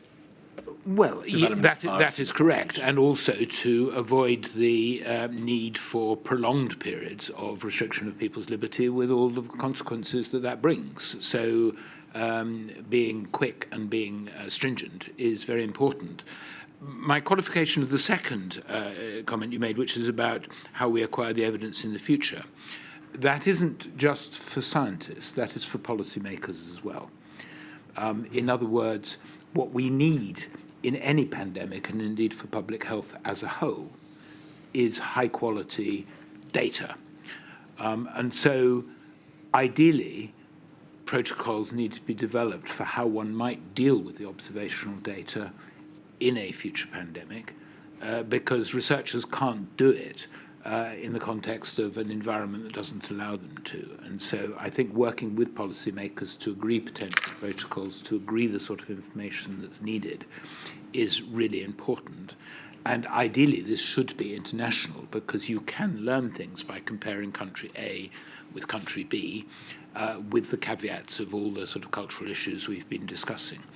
But I think the scientific community, if there had been protocols of the sort that ISARIC, for example, had in terms of the clinical description that I talked about in my evidence in Module 1, the International Severe Acute Respiratory Infection Consortium, they had protocols that they developed 10 years ago.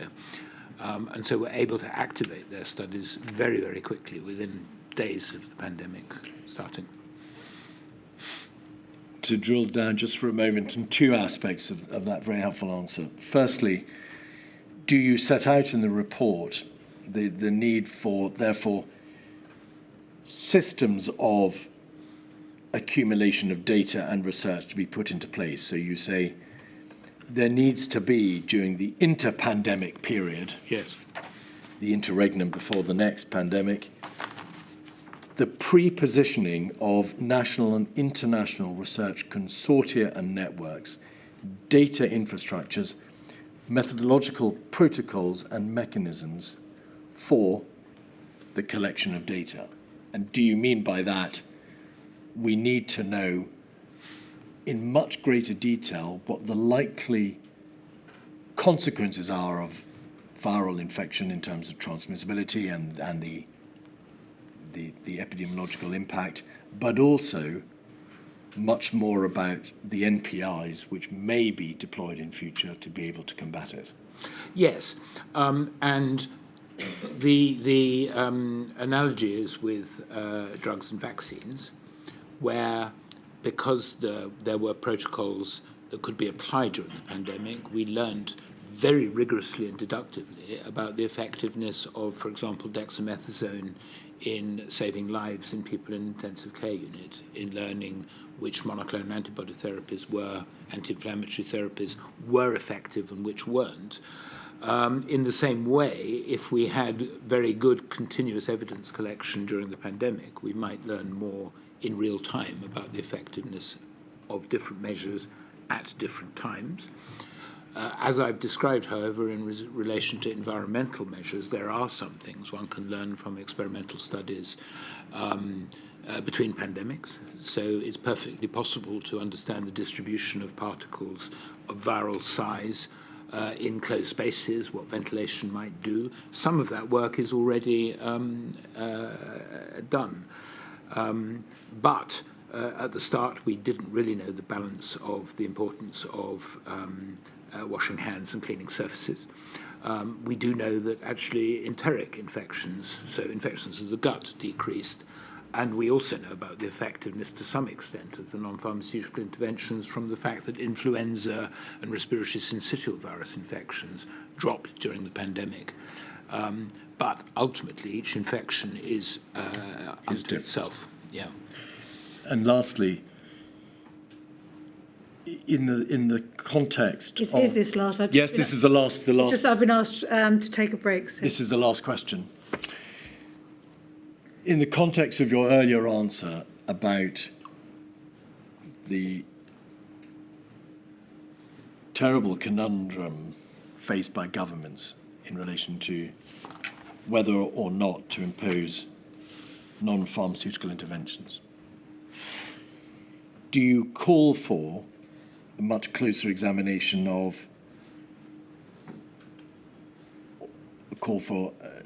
the need for a new structure or framework or a policy by which the relative benefits and costs of alternative steps which could be taken by government are examined? So a cost-benefit analysis, what Lord O'Donnell, you might know, has described as a well-being cost-benefit analysis.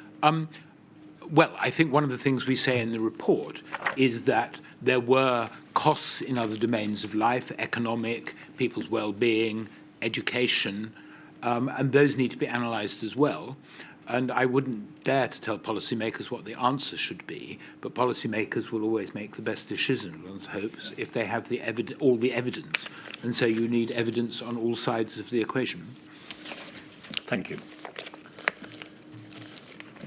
My lady, that does conclude the evidence of Sir Mark. So I wasn't trying to hurry. No. I had referred to the possibility that it was the last and final area about 3 times. I'm not sure you're being fair on yourself there, Mr. Keith. Can I just ask one question, and this positively is the last. Given the importance you place, or the study, your report places on having a scalable system of test, trace and isolate, have you got any estimation of what our position is like today here in the UK? I think it is not as strong as we would like it to be. But that is judgment, and I should probably resist it.